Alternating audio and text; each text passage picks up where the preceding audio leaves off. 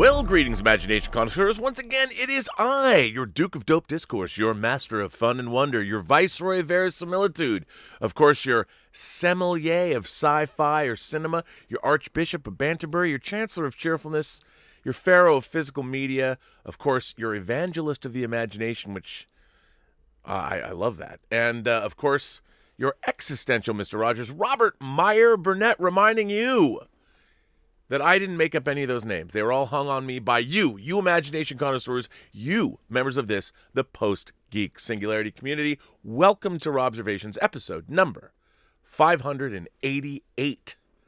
My God, I don't know if you just watched that stream that I did with a hero of mine, Justin, from Justin's Collection on YouTube, and of course, As, Heel versus Babyface. We talked for almost 3 hours about hot toys. What a fun stream it was. Boy, do I love YouTube. I love meeting fellow YouTubers. I love when we can get together this was truly a global confab. Justin's in Melbourne.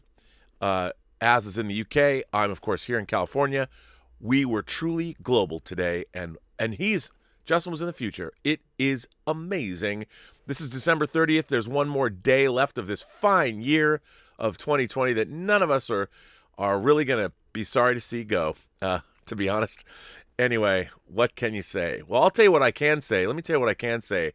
So I thought, I usually love the time in Los Angeles between Christmas and New Year's, driving around, really enjoying the fact that the city's empty of people. It's not really the same this year, and I wondered if there would even be anything to discuss, anything to talk about. And every time I just open any kind of news site, I just find 10 different things that I wanted to talk about. But today, actually, this came out a couple days ago. It was in the Wall Street Journal. That's right, ladies and gentlemen, boys and girls, gentle beings, however you identify from across these 28 known galaxies. Yes, that's right, the Wall Street Journal. And it is not necessarily typical entertainment fare, but it is something that I thought was very important to talk about, something near and dear to my heart, and that is censorship. What has been happening in academia at the college level and what is happening at the lower levels of school in this country is absolutely appalling. And this article hits it right on the head. And let me share it with you now this... We might get mad about certain things, movies and television shows, and we might get angry about how the Rise of Skywalker treated the return of Palpatine, which you should be angry at. But ultimately, these flights of fancy should not make you as angry as this story made me when I read it. That's right, from the Wall Street Journal, even Homer gets mobbed. A Massachusetts school has banned the Odyssey. That's right. This is, by the way, this was written by Meghan Cox Gurdon. Meghan Cox Gurdon. It was published on December 27, 2020 at 4 p.m. in the afternoon, Eastern Time. Here's the article. A sustained effort is underway to deny children access to literature. Under the slogan, #DisruptTexts, critical theory ideologues, school teachers, and Twitter agitators are purging and propagandizing against classic texts. Everything from Homer to F. Scott Fitzgerald to Dr. Seuss. Their ethos hold that children shouldn't have to read stories written in anything other than the present-day vernacular, especially those in which racism, sexism, ableism, anti-Semitism, and other forms of hate are the norm. As young adult novelist Padma Venkatraman writes in School Library Journal, "No author is valuable enough to spare," Miss Venkatraman instructs. Quote, "Absolving Shakespeare of responsibility by mentioning that he lived at a time when hate-ridden sentiments prevailed risks sending a subliminal message that academic excellence outweighs hateful rhetoric. The subtle complexities of literature are being reduced to the crude clanking of intersectional power struggles, Thus, Seattle English teacher Evan Shin tweeted in 2018 that he'd rather die than teach the Scarlet Letter, unless Nathaniel Hawthorne's novel is used to fight against misogyny and slut-shaming.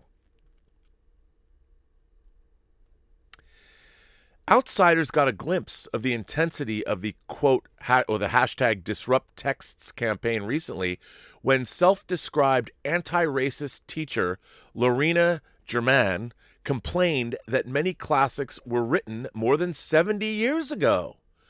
Think of U.S. society before then and the values that shaped this nation afterwards. That is what's in those books. Jessica Cluess, an author of young adult fiction, shot back. If you think Hawthorne was on the side of the judgmental Puritans, then you're an absolute idiot and should not have the title of educator in your Twitter bio. An online horde descended, accused Miss Cluess of racism and violence, and demanded that Penguin Random House cancel her contract. The publisher hasn't complied, perhaps because Miss Cluess tweeted a ritual self-denunciation. I take full responsibility for my unprovoked anger toward Lorena German. I am committed to learning more about Miss German's important work with hashtag Disrupt Texts. I will strive to do better. That didn't stop Miss Cluess's literary agent, Brooks Sherman, from denouncing her racist and unacceptable opinions and terminating their professional relationship. The demands for censorship appear to be getting results. Be like Odysseus and embrace the long haul to liberation, and then take the Odyssey out of your curriculum because it's trash, tweeted Shay Martin in June. Ha ha ha, replied Heather Levine, an English teacher at Lawrence, Massachusetts High School. Very proud to say we got the Odyssey removed from the curriculum this year. When I contacted Miss Levine to confirm this, she replied that she found the inquiry invasive.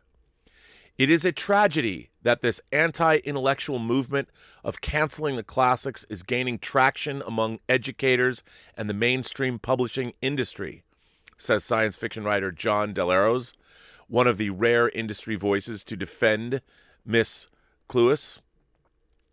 Erasing the history of great works only limits the ability of children to become literate. He's right. If there is a harm in classic literature, it comes from not teaching it. Students excused from reading foundational texts may imagine themselves lucky to get away with young adult novels instead. That's what the hashtag Disrupt Text people want. But compared with their better educated peers, they will suffer a poverty of language and cultural reference. Worse, they won't even know it. And Ms. Gurdon, who wrote this article, writes the Wall Street Journal's children's books column. And there's a correction here. Richard Gorham is no longer English department chairman at Lawrence High School. An earlier version misstated this. I read these kind of things and I wonder, what kind of planet are we living on? Who are these people? Hashtag Disrupt Texts. I got one word for you. Actually, no, I've got two words for you. I got three. Fuck right off. You know, as a kid, one of the great joys of my life was exploring books, reading things. I read a lot of things that were wholly inappropriate for me to be reading, but nobody ever told me what I should and shouldn't read. And I learned so much about the adult world. The idea that there are people that want to get rid of all of human history because all of human history was not nice, not inclusive. Gosh, hashtag, how fucking dumb are you? I mean, give me a break. The world is a terrible place. Human beings have been terrible to one another since we came out of the trees and the monolith came down and told us how to kill our friends or kill other people that were part of our, whatever you call it, with bones. And, you know, if if we're not going to allow people to understand what life is, this is a cosmic charnel house that we live in. You know, and the world is full of injustice. The world is full. You know, I look back when I was a kid, I talk about the lesson I learned when I was 5, 6, when I saw War of the Worlds for the first time. My best friend, Jeff Swafford, who was Catholic, I knew about Catholicism, and I understood that Catholic priests, I mean, despite what you want to say about the Catholic Church, from what I understood, Catholic priests were meant to be respected, elders, religious leaders. So when I saw War of the Worlds, the 1953 Byron Haskin directed, George Powell produced War of the Worlds for the first time, and I saw a priest holding his Bible, walking toward the Martian war machine, I figured, well, he's probably going to be protected. But as a little kid, when I watched that Martian death ray fry that priest to a crisp, I learned something about the world that day. I learned that there are situations where no one is safe. God will not save you. You cannot run away from the onslaught of the Martian war machine. These are important lessons to learn. This idea that we are going to live in a culture where everybody is not going to be threatened or bothered by ideas that they're exposed to, or that, gosh, the world for most of human existence on this planet was pretty horrible. That, yes, women have been oppressed. People of color, BIPOC people, whatever, have been oppressed. There was slavery. There was horrors visited upon other human beings. The Holocaust happened. Stalin, 20 million Russians died. I mean, human beings are terrible, horrible people. And let me tell you something. The sooner that kids learn this, the sooner that people understand that the world is a dangerous fucking place, is the sooner that we become stronger and man the fuck up. When I read stuff like this, it makes me so angry that you're not going to read classic literature because, oh, it's got problem. What isn't problematic in our culture? We are raising a group of human beings that are going to be unable to cope with being human beings. There is a reason why there is so much weird anxiety, and kids today are on all kinds of prescription medication. We are raising a group of people that are not able to understand what existence itself has to offer. The universe is indifferent to your suffering. At any moment, an asteroid could hit this planet, a solar flare could wipe us all out. And this idea that we want to make the world a place where we're going to sing Kumbaya songs. I mean, I can't wait until we can't listen to rock and roll anymore because it's sexist and it's misogynistic and this imagery is problematic. Fuck all y'all. Grow the fuck up. You read this stuff and I read that you're going to ban, and there's teachers out there going, oh, this is problematic. Who the hell are you? Who made you judge, jury, and now executioner of classic literature? You're the people that are the problem. When you start saying that these ideas are ideas that, oh, we can't be exposed to them because they're problematic, you're the ones that are problematic. You are. And if you're denying people with developing minds, if you're denying them access to concepts that might be troubling to them, you are the problem. You are the disease. You should be drummed out of academia. You should not be allowed into an elementary school. You shouldn't be around you should be nowhere near around children. Because if you're trying to inoculate people against anything, any idea, ideas are not violence. They never are. They're just ideas. And people should be exposed to all kinds of ideas, good and bad. We should be able to discuss them openly without fear of reprisal. I read this article and it just made me angry. I don't like censorship in any form. And the better people, especially kids, understand that the world can be a very harsh place, the better off we're going to be. What we are doing to our kids by telling them they can't read the Odyssey or the Iliad? I mean, what are you going to deny human history was the way it was? I mean, it's unbelievable to me. It is unbelievable to me, especially somebody who read a great deal in my youth, and I learned so much from books that I read, especially books that had concepts in them that were difficult to deal with. You know, I was going to share the other day an article about Ralph Ellison, the guy who wrote The Invisible Man. It was a book I think we all had to read in junior high and high school. You know, and I figured, who would be interested? You know, I wanted to make today's show all about this Wall Street Journal article. But then I read an article about Wonder Woman, a defense of the movie, and I thought, okay. You know, maybe I can couple these two things together. And why? To be honest, yeah, more people would watch this stream if there was another Wonder Woman picture up. But really, what this really was about when I found this show, or when I found this show topic to talk about, this John Arrows, I've never read any of his books. I'm unfamiliar with him. But his quote, "It is a tragedy that this anti-intellectual movement of canceling the classics is gaining traction amongst educators and the mainstream publishing industry," says science fiction writer John Del Arrows, one of the rare industry voices to defend Miss Cluess. "Erasing the history of great works only limits the ability of children to become literate." And the author of this article, let me read it again, she says, he's right. "If there is harm in classic literature, it comes from not teaching it. Students excused from reading foundational texts may imagine themselves lucky to get away with YA novels instead. That's what the #DisruptText people want. But compared with their better educated peers, they will suffer a poverty of language and cultural reference. Worse, they won't even know it." This #DisruptTexts idea is one of the most pernicious and frankly disgusting ideas that I've heard anybody try and push on our children. And when I say our children, I mean all the children of the world.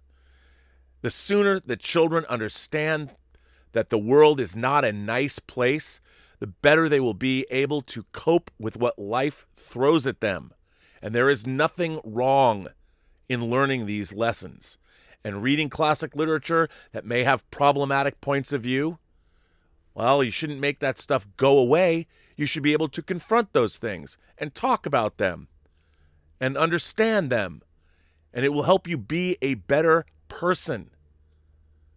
I mean, part of the reason that the United States is where it's at right now in terms of the raging pandemic is because of these kinds of ideas. #disrupt texts. We are turning ourselves into a nation of bumbling idiots with no critical thinking skills that will believe gobbledygook. And it is being shoved down our throats by these kinds of educators. We should not ever put up with it. And when I read this shit, anybody, let me tell you, if any teachers are watching this or anybody hears about it, this #DisruptTexts idea is wrong. It is terrible. And if you're a part of it, you should be ashamed that you would ever not want a book to be read, even if it has the worst ideas in it. You read it and you talk about it. You don't tell people they can't read it. That's not the way life works. You cannot inoculate yourself against the indifferent universe that will come at you when you least expect it and destroy you. But anyway, that was my Wall Street Journal article that I thought I would share today on this show. And you know, there's another article actually that this brings up that I talked to Mike Bodden, by the way. Mike Bodden's wife had surgery today, and she came through. It was her second cancer diagnosis, but she came through flying colors, and we can be happy that our own Mike Bodden's wife is apparently now cancer-free. That is amazing. So good on her, and good on the entire Bodden family, because this year can't end soon enough.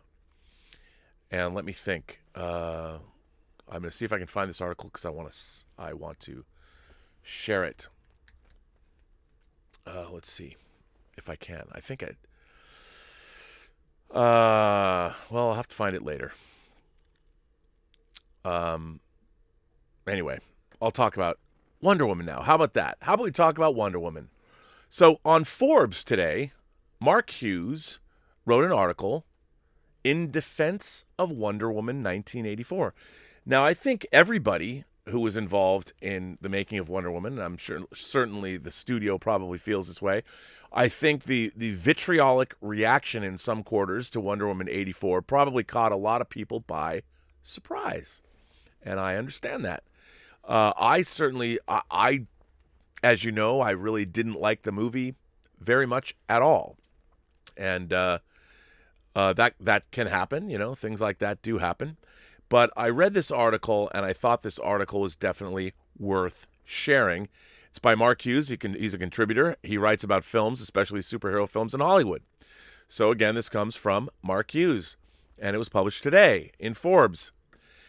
Now that we're several days into the release of Wonder Woman 1984, it is possible, indeed necessary, to have a discussion about the film's themes and about the severe negative reaction it has generated from some viewers. Some of those reactions go beyond criticizing the film and expand into criticizing anyone who likes the film, asserting the film lacks any redeeming value and is evil to the point of staining the integrity of those who like it. So this is a spoiler discussion. You can read my non-spoiler review here. And it is my own assertion of what the film means, what your reaction to it could mean, and the chance to bridge the gaps between us. Wonder Woman 1984 started out with high praise from the roughly first 100 or so people who saw earlier preview screenings. There were a few negative reviews, but nothing erupting into controversy or making broader accusations against the film, its makers, and anyone who says they like it. Then came those angry reactions insisting anyone who liked it is defending horribly inhuman things, and therefore tainted, to put it mildly, by their opinion of the film. Afterward came the rush of new negative reviews denouncing the film to increasingly absolutist degrees. But despite the anger and accusations, despite the backlash and arguments, Wonder Woman 1984 is not what it's accused of being by its harsher critics, and its message resonates powerfully for many people who feel trapped in this moment in history, and who cannot see a way back from the abyss. Questions of the film's tone and action sequences are frankly of little interest to me. Since most of the same folks offering up those complaints were eager to praise the silliness of many other superhero films, one day it's these films take themselves too seriously, and the next it's this film is silly and should take itself more seriously. Wash, rinse, repeat as necessary, or as clicks and payday necessitate. Likewise, when men helm films, we see far more willingness to weigh that which works as more important than that which doesn't work, and allow them room to come back later and impress us. A woman, though? Not so much, as Patty Jenkins has been personally insulted and condemned by voices declaring Wonder Woman 1984 an inexcusable offense to humanity. And if you think I'm being hyperbolic about the accusations hurled against the film and its defenders, go look around social media and press coverage for 30 seconds, and then come back to finish this article. You either like this or that action scene in whatever film, or you don't. You either feel the best elements of a particular film outweigh its flaws, or you don't. I'm not going to debate such things because it's pointless, as we all know inconsistencies exist in everyone's subjective opinions about art, including my own views as well as yours. And we all know some folks will give different performers or directors or characters or studios greater leeway to make mistakes and correct themselves or not. Inconsistencies in normal people are par for the course, and we do well to get over the knee-jerk reaction of feeling upset to find out other people don't always share our personal feelings about fairy tales and myths.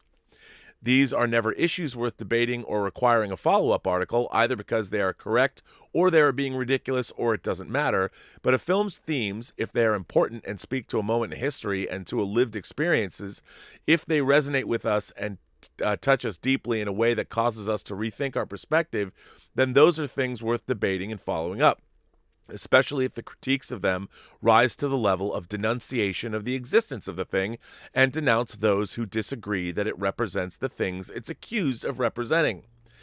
That's what I want to talk about here, and I hope I'm able to give voice to ideas and feelings that desperately deserve to be recognized and talked about now, today, because they matter and can help inform where we go from here as a society amid so much loss, pain, division, and increasing inability to look at ourselves and others with a more honest and human appraisal. This has been a long lead-in, but I hope you will forgive me the attempt to clarify my position and my choice to discuss this here, because I am going to be very blunt and unflattering about myself and my own emotions now. When I first saw Wonder Woman 1984, my elderly mother was lying alone in an isolation ward at an assisted living facility. She was infected with COVID-19, which made her already delicate health condition even more fragile. She was confused more often, tired more often, and couldn't get out of bed. None of us could touch or hug her. She didn't answer the phone much anymore because everything became harder for her, even something as simple as talking to her children. It didn't have to happen, but it did. It happened because we live in a world where wish fantasies lead short-sighted and selfish people to make terrible choices, risking not only their own safety and lives, but also the safety and lives of those around them. Where wearing a mask in an assisted living home is too much of a sacrifice for some people. Laying low a woman who sacrificed and survived World War II after Nazis bombed her home and gunned down her classmates as she fled into the forest. I cannot adequately express my anger and sorrow over all of this. If COVID takes my mother or another of my family and friends, there will be no way for me to forgive those who perpetuated the falsehoods and conspiracies which convinced tens of millions of people that taking the simplest of precautions to protect themselves and their fellow citizens wasn't worth it. It would take a grace far greater than I carry within me to see my mother's condition and have anything other than a singular, focused desire to see those responsible pay for what they've done. To her, to me, and to all of us. Yes, I judge. Yes, I blame. And yes, I want justice, or I thought I did. What I really want is retribution. I also want justice, but the truth, the hard, blunt, honest truth, is that I want justice to the extent it's the manifestation of my desired vengeance. And to the extent justice falls short, I want more than justice can offer. And I know logically, rationally, it isn't realistic or desirable for my intense anger-motivated revenge to match the limits and boundaries of real justice. But suppose for a moment I had the power to make them the same. Suppose justice could be whatever I wanted it to be. Could be righteous, as I see it, divine retribution. Would I? Would I want it? Would I make it so? And would I recognize how wrong it is or it was to allow my personal sense of retribution to supplant the need for justice? I hope so. And to that end, Wonder Woman 1984 came at a perfect time for me because I cannot allow my boiling anger and deep sorrow to consume me anymore. I can be angry at injustice, I can speak loudly against threats to our populace and democracy, and I can stand up in unity with others to fight to preserve the people and their liberties, without confusing the need for real justice and accountability, which I absolutely support and believe is crucial, with the personal desire for raw retribution. Grace, like mercy, is for those who need it. That's what it is, after all, and sometimes those who need it are good people, or ordinary people trapped in terrible condition. Other times they are bad people who brought a terrible situation upon themselves and or other people. When the piper comes to play, grace and mercy are not earned because they, by definition, transcend the concept of weighted judgment with measured response. It is about holding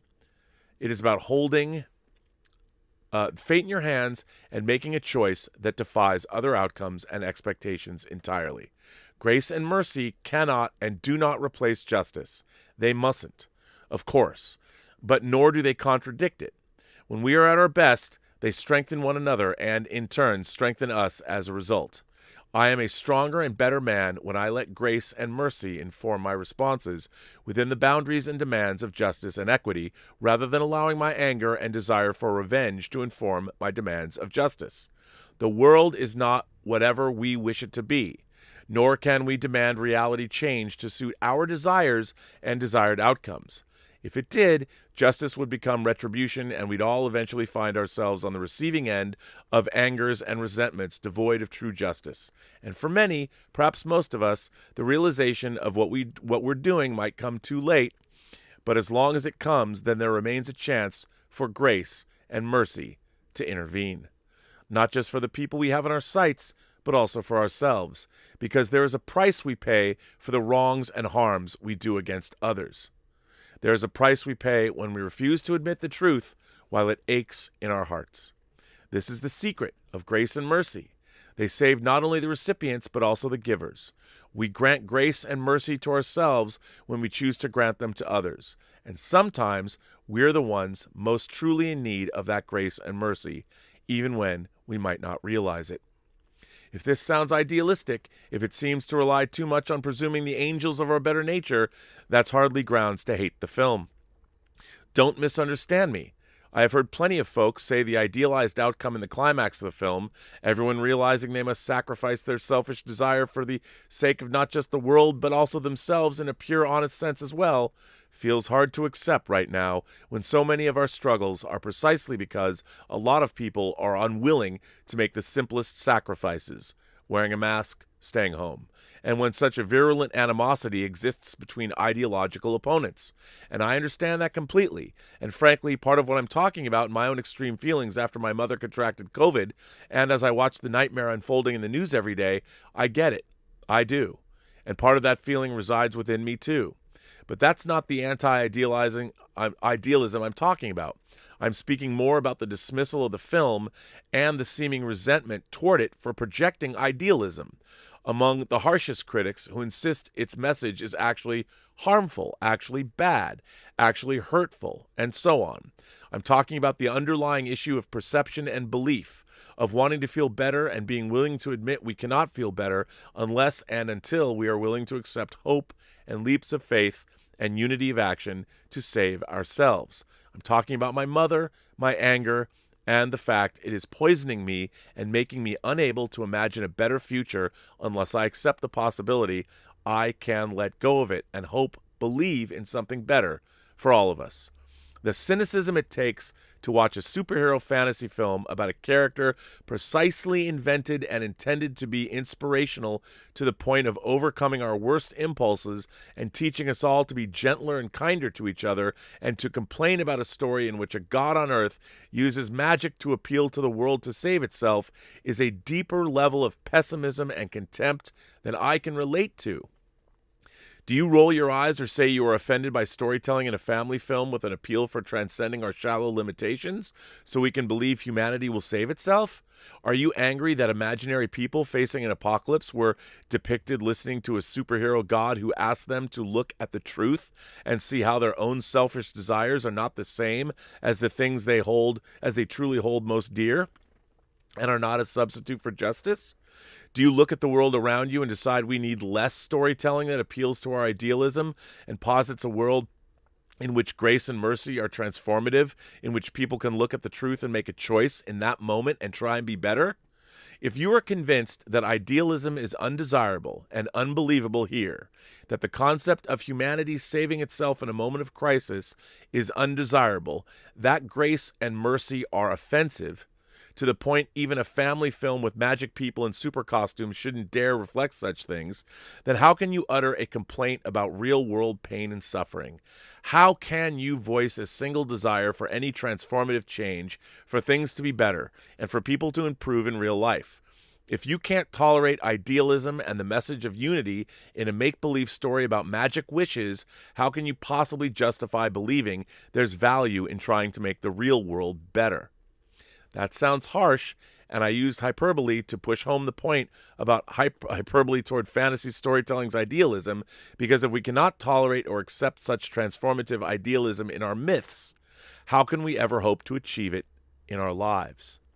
Yes, it's magical thinking, and hopefully you already knew that when you sat down to watch the fantasy movie about a superhero whose father is Zeus. But I'd also point out the actual magic of the film, the thing too cheesy, the thing that stretches believability until some folks cannot tolerate the movie, is not a superhero punching wrongness until goodness wins out due to the power of their super punches. The magical thinking of the film is that people decide to be honest with themselves and set aside selfishness to save the world. Not alien invasions, not flying people who wear underwear on the outside of their clothes, not fistfights to determine the fate of the universe, but humans making the right choice is what has been declared too silly and too insulting to take seriously. While there's plenty of reason to look around and feel such a simple concept is beyond the capacity of far too many of our fellow humans, again, not wearing a mask to an assisted living facility during a plague, the moment we stop believing it's possible and the moment we stop asking people to make the right choice, that's the moment change becomes impossible, because those who want it most stop believing in it. Wonder Woman 1984 came to us in one of our worst modern moments, a time when we're battling selfishness and intolerance and greed and deep social fractures threatening the fabric of society itself. The film came and preached a simple message of kindness and of not being afraid to look at the truth about ourselves, about others, and about what we need to do if we want to save ourselves and leave a better future for other generations. It said, however hard it is to forgive others, to forgive ourselves, to give each other a way out of the impasse and out of the conflict, to declare a ceasefire so we may come to a lasting peace. Kurt Vonnegut once wrote that veterans of World War I said when the armistice took effect on November 11th in 1918, the sudden silence was like the voice of God speaking. By the way, Kurt Vonnegut would probably be hashtagged out by the hashtag whatever, delete the texts. Kurt Vonnegut once wrote that veterans of World War I said when the armistice took effect on November 11th in 1918, the sudden silence was like the voice of God speaking. A world full of people who had spent so long trying to destroy one another and themselves in the process found a way to stop. There are all sorts of yes but responses to this, ways to minimize and mitigate the importance of it, to look for the tainting of the silver lining, to be cynical instead of hopeful about the end of a massacre. There is time later for pessimism as we dig through the rubble for answers and truths, as we apply judgment and seek justice, which we rarely must do.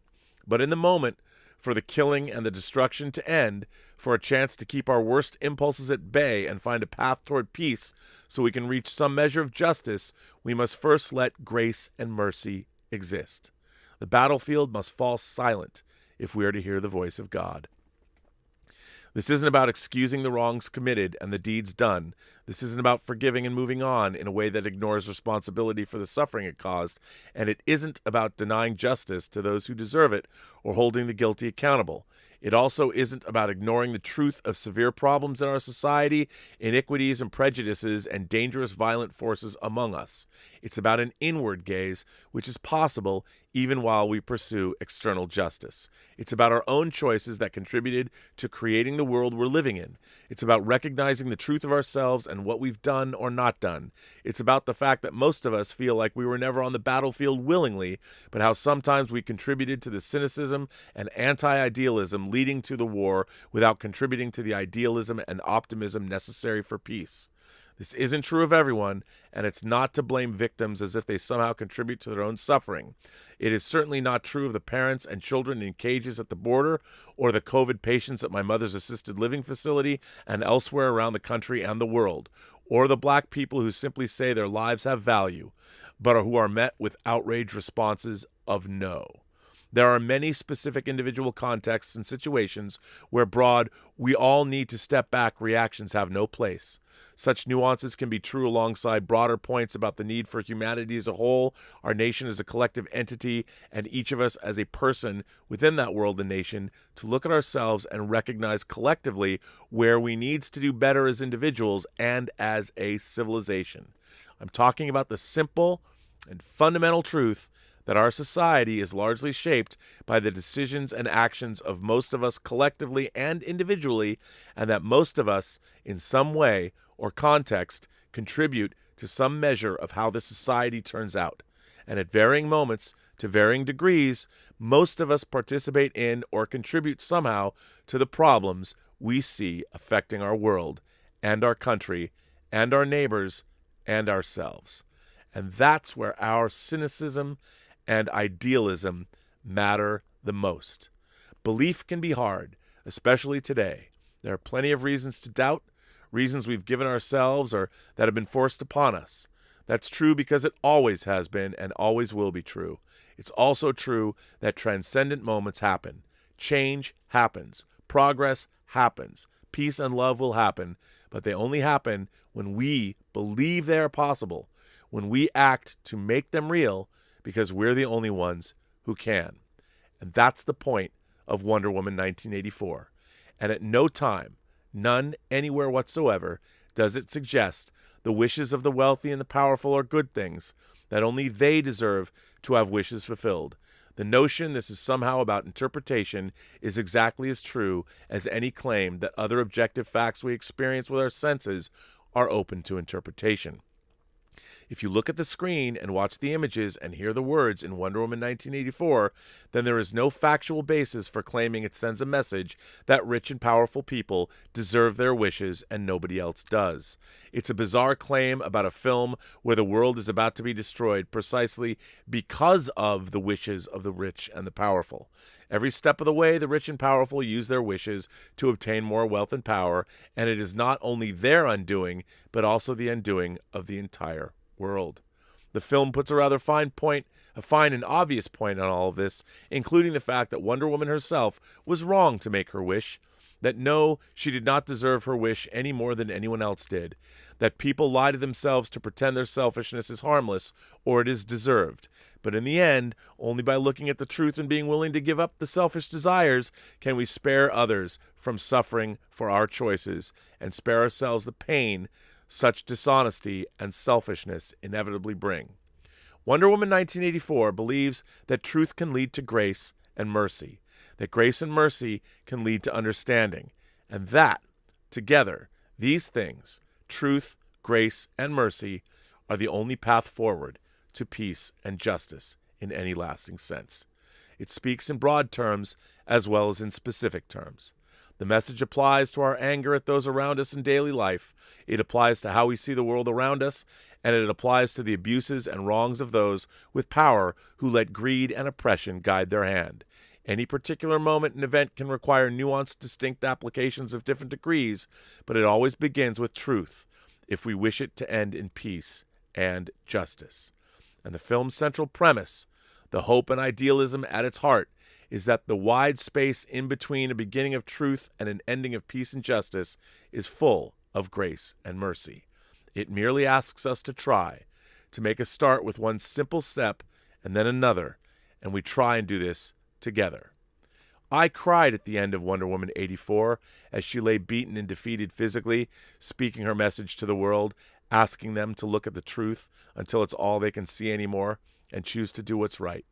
I cried for myself and for my mother. I cried for her brother, my uncle, Arnie, who died in August from pneumonia while his wife was allowed near him, but his children went outside his isolation ward, wept outside his isolation ward. I cried for family and friends struggling with loneliness and depression and sickness. I cried for the 300,000 dead and the hundreds of thousands more who will yet die. And I cried for the millions who lost those loved ones while wishing for someone to save them. Nobody is coming to save us. Not a president, not a party, not aliens, and not Wonder Woman. We have to save ourselves, and that means saving each other. That's why the film ended exactly the way it did, because it couldn't afford to end any other way. That's true for us and our real world too, and it's only possible with grace and mercy. So we must remind ourselves who grace and mercy are for. For you, for me, and for us.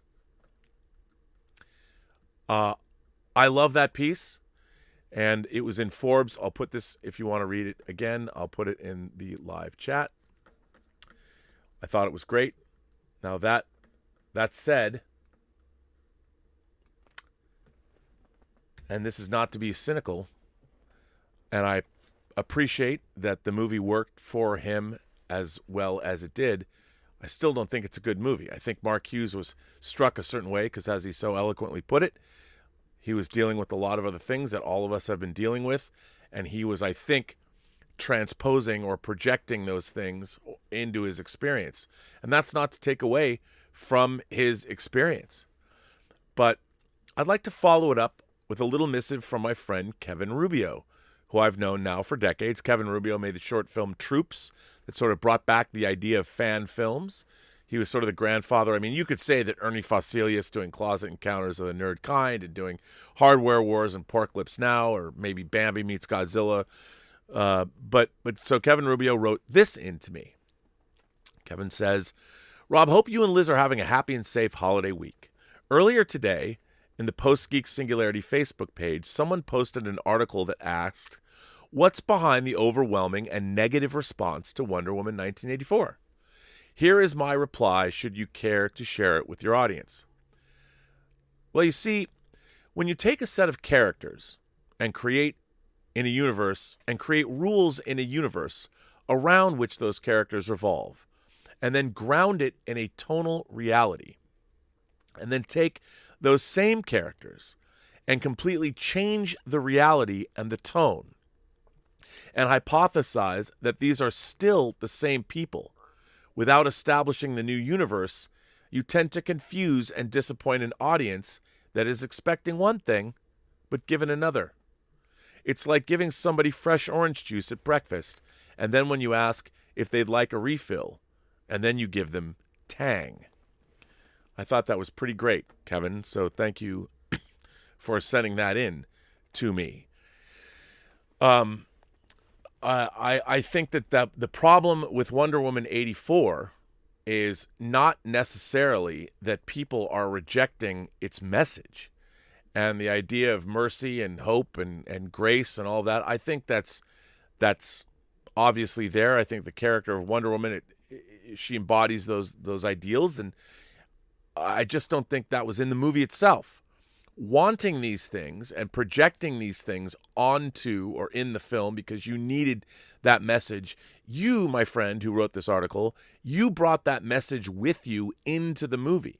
Luckily, Wonder Woman touched you in such a way that you were able to then see those things in the film.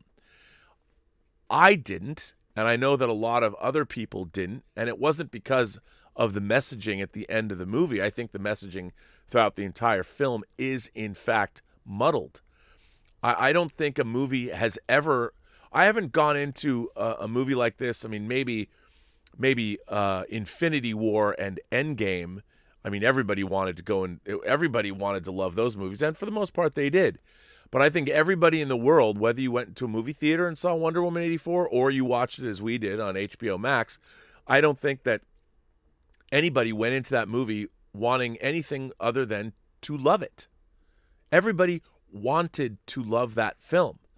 And I think it was actually quite surprising, especially for members of the Post-Geek Singularity or people that are imagination connoisseurs that aren't part of our merry band of brigands yet. I think everybody wanted to like it.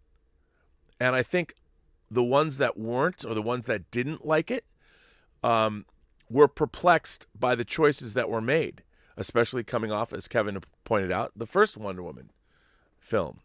So anyway, I do believe in the objectivity of great art and great storytelling.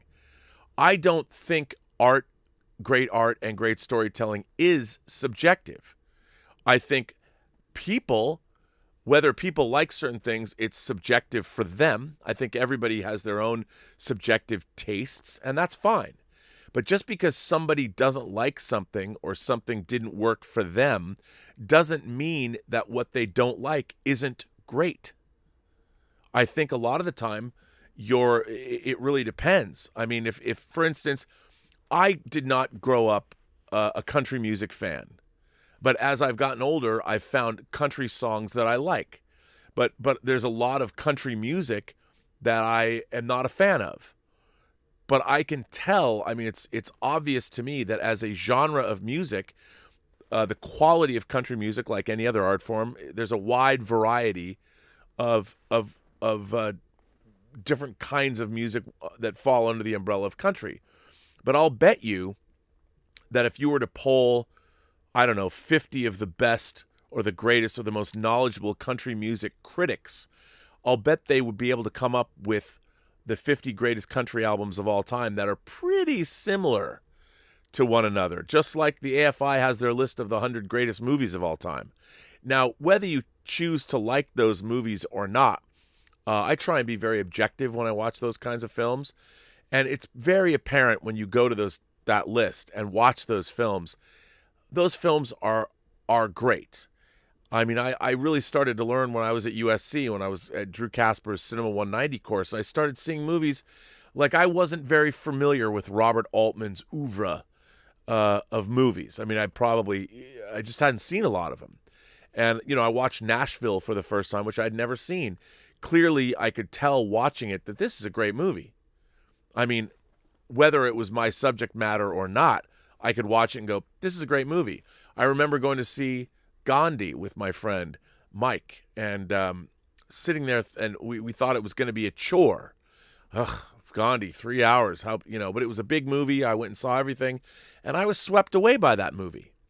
I was swept away by it. And I do think that great art, there is an objective nature to great art. Whether we recognize it or not, well, that doesn't mean it's not there. And so I think with Wonder Woman 84, I think Wonder Woman is objectively not a great movie. And you could go through and analyze it. This is not my point of view. I do think, it is my point of view, but I think that an analysis, and one day we will have computer programs and AI that will be able to analyze story, because they will have been able to do deep dives on all the great stories and been able to collate data the way we never have in the past before. We've never had that ability, and that's why we can't see that there is a certain objectiveness to art. But we'll be able to one day quantify it with enough computing power, or maybe quantum computing, I don't know. But there will be, I think, a way to be like objectively in terms of how human consciousness works as far as our perception of certain things. There's going to be things that will be told in the future that are objectively great that we suspected but didn't actually know because we had no way to crunch that data. I think one day we will have that data crunched, and it's just like, when you go to a Sid Field story seminar and he teaches you how to write a screenplay, can you violate those rules? Sure, but for the most part, those rules exist for a reason, and they've worked.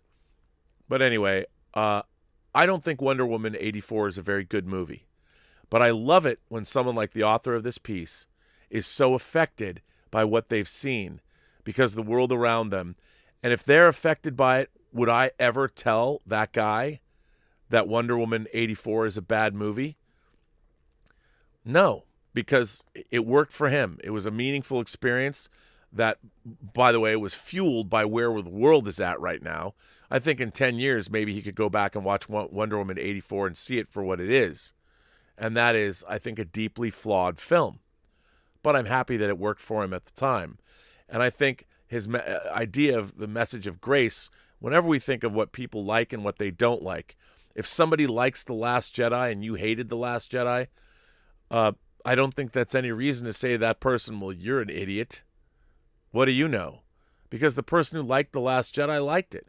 Just like I don't begrudge anybody who likes Star Trek Discovery. They're happy to like it. And when I get called a gatekeeper, I know what people are saying. But what they're really saying is that they don't want to hear an opinion that differs from their own. And I think that's the problem with our entire country right now, maybe the world, is that everybody, you got to be on my side. We have to think the same. And it's going to get worse because everybody, if you're not reading the Odyssey and you're not reading the Iliad when you're a kid, and you're not exposed to classic literature because you can only read these non-problematic books. And really, what book doesn't have some kind of problematic thought in it? I don't want to read books that's just pablum, and that's terrible. It sounds like living in a dystopian. The day that kids aren't allowed or they banish the Odyssey and the Iliad from schools, and they don't teach the classics like Shakespeare or, I don't know, Chaucer, well, that's the day we're in real trouble, folks. Real trouble. So whether you like Wonder Woman 84 or not, I think it's okay. It's okay. Now, what's also important is to understand that you might like something that objectively isn't good, and that's okay too. But you got to recognize that.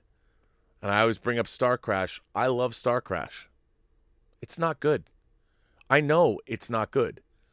I love it for various reasons. But I can tell you that objectively, it's not a very good movie. And I think most people could recognize why. I personally love it. And I think there's, and that's okay. When people tell me that I'm crazy to love Star Crash, I think people that love the Goonies are out of their minds. But, it doesn't mean we have to yell and scream at each other. And that's what being an imagination connoisseur is all about. We're here to share our love. Celebrate the love. Yub nub all the way. We yub nub here, man. We yub nub it up. Celebrate the love. Always. But anyway, Just thoughts for today. That's what I wanted to share with you. Hope your mileage may vary, but boy, do I have. Speaking of that, our own Mark Churay, the official toxic fan of this channel. When I say toxic fan, he is self-described, just so you know.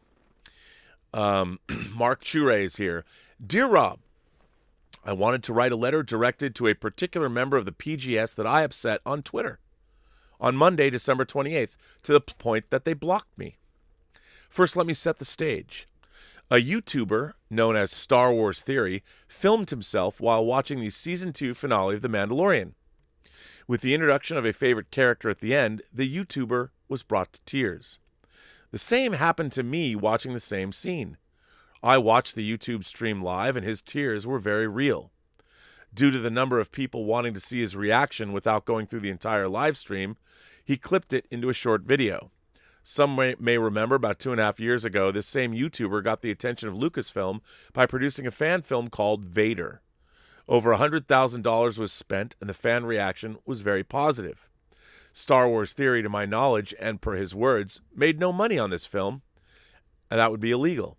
Lucasfilm tried to shut him down anyway. Eventually, Lucasfilm did lift their copyright claim, and the fan film was restored. His reaction to the season finale made the rounds to the point that it caught the attention of Lucasfilm Story Group member Pablo Hidalgo.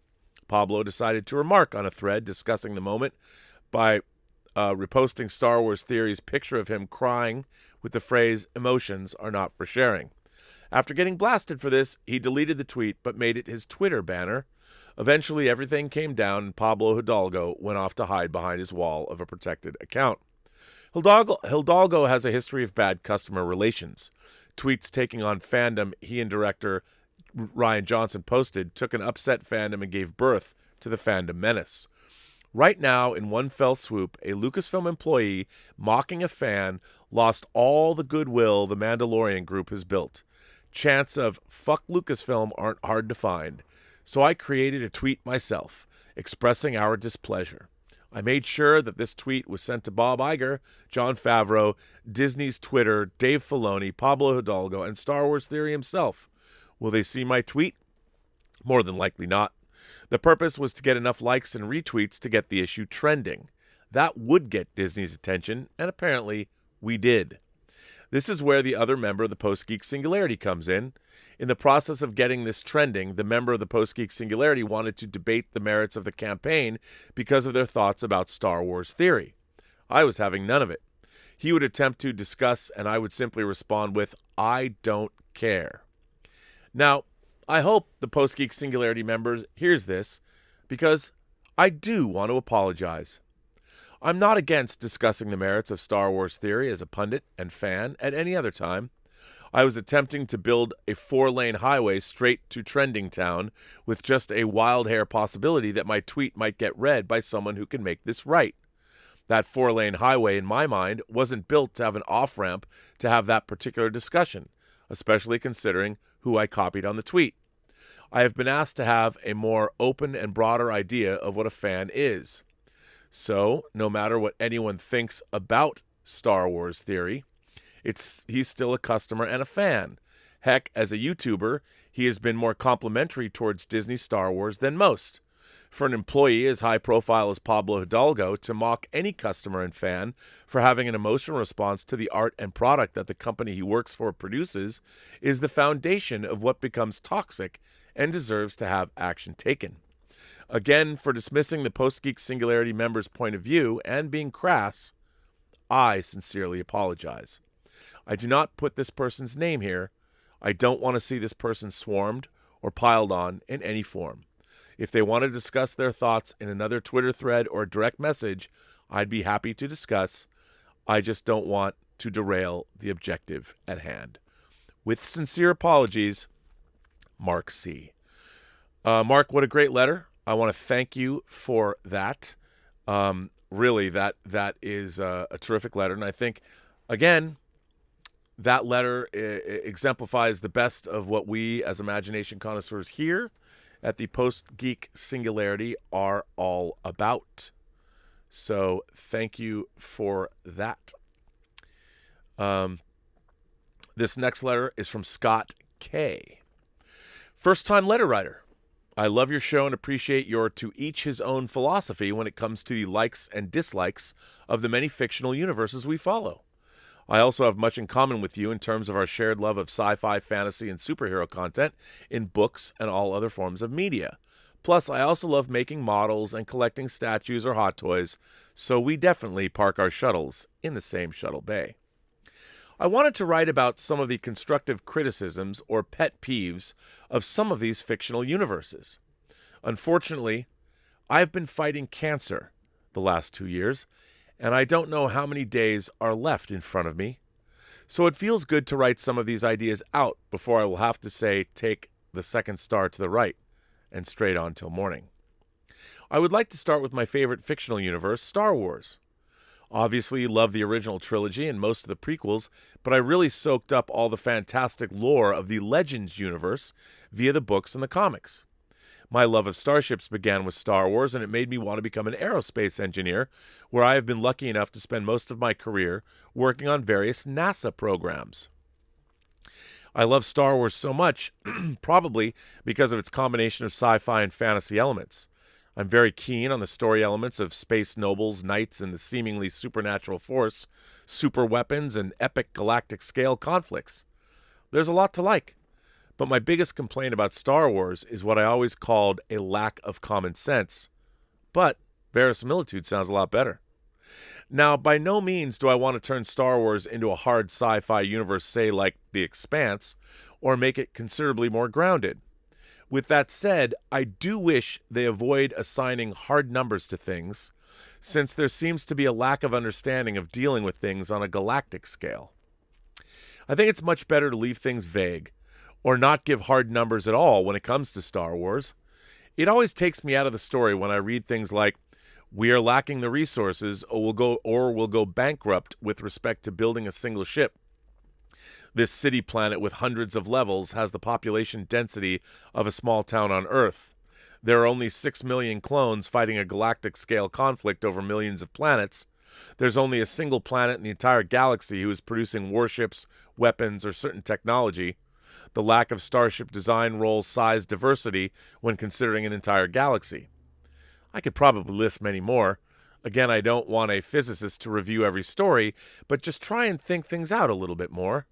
You could probably build millions of warships from the resources of a single star system, and a galactic-scale war should involve countless trillions, where most likely a bunch of planets get devastated. I know it was more of a kid's cartoon, but the Clone Wars is guilty of this, and makes things feel more like the clone skirmishes. Another problem that I have with many Star Wars stories is the overuse of the underdog trope. Though the Empire or First Order are much more, though the Empire or the First Order are so much more powerful than their opponents, the rebels always carry the day in highly improbable ways. I can buy this story trope for a few battles, but unfortunately it's used in almost every instance, such that the rebels' underdogs have, in my opinion, the thickest plot armor in fiction. Typically, the rebels win via a lucky shot, gross imperial incompetence, the always successful sabotage mission, or by exploiting an obvious technical flaw. To me, this makes the Empire a non-threatening villain, with only the occasional Sith Lord or Grand Moff showing any sense of competency. The Empire's armed forces only seem to have one effective member per every 1 trillion personnel. What also makes it worse is that the Empire is typically shown to be incredibly effective off-screen, conquering worlds, melting the crusts of planets, or outright destroying them. However, as soon as a few lightly armored civilians show up on a space freighter, everything goes downhill. It also drives me crazy when the Republic or Empire can conduct an orbital bombardment or destroy a planet in a number of different ways, but instead they send down a small group of troopers to quickly get picked off or use the lowest yield weaponry possible that's equivalent to the capabilities of a Napoleonic-era army. I also think, between Legends and now the Disney canon, that the Imperial era has been done to death. Instead, I would like to see more stories set in the Old Republic era, the far past, or the far future.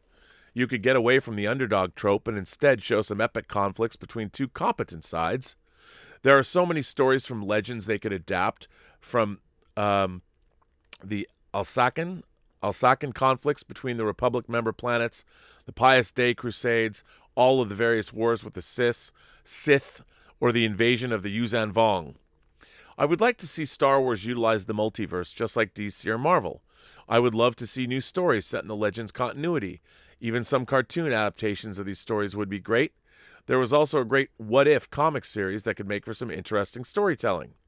I know this is a personal preference of mine, but I'd love to see space nobles in charge of things rather than something more akin to today's governments on Earth.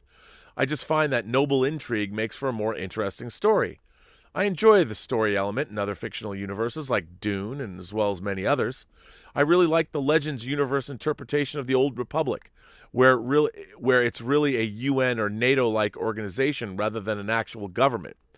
Then you have each planet with its own sovereign government, military, and colonies. Most of the core worlds were monarchies or aristocracies. And with that in mind, all the talk of democracy in the prequel content just seemed really out of place to me. With most of the lore painting a picture of noble families ruling over their planets for many millennia, and the Republic turning into an empire at the drop of a hat, a big push for democratic reforms just doesn't work for me in a Star Wars fantasy setting. Again, if I would be talking about something like The Expanse, then an extrapolation of our present-day governments makes more sense to me. I know I'm not very terse in my writings, but I'll try and keep this one short. Enough of showing us mostly backwater, outer rim, one-environment worlds. Let's visit the core worlds and more advanced worlds around the galaxy every once in a while. Another short one, and I know there's a lot of content, but please be more consistent. I mean, there can be little things here and there, but with the right people involved, I don't think being beholden to canon or being a constant in-universe is very difficult. For example, how shields work in the Star Wars universe is all over the place. This probably should go to verisimilitude as well, but I had to separate. This is something many other sci-fi stories do, like Avatar did, and is one trope that will always take me out of the story. It is when a full-up futuristic military force loses to a very primitive civilization or to wild animals. Star Wars is guilty of this on more than a few occasions, like the Ewoks in Return of the Jedi, space whales in the Rebels finale, and to some extent, the Zillo Beast in Clone Wars. The battles should last about 1 second in pretty much every possible scenario. In closing, I must say I did not care for the sequel trilogy at all, and I much prefer the Legends universe post-Return of the Jedi timeline of events.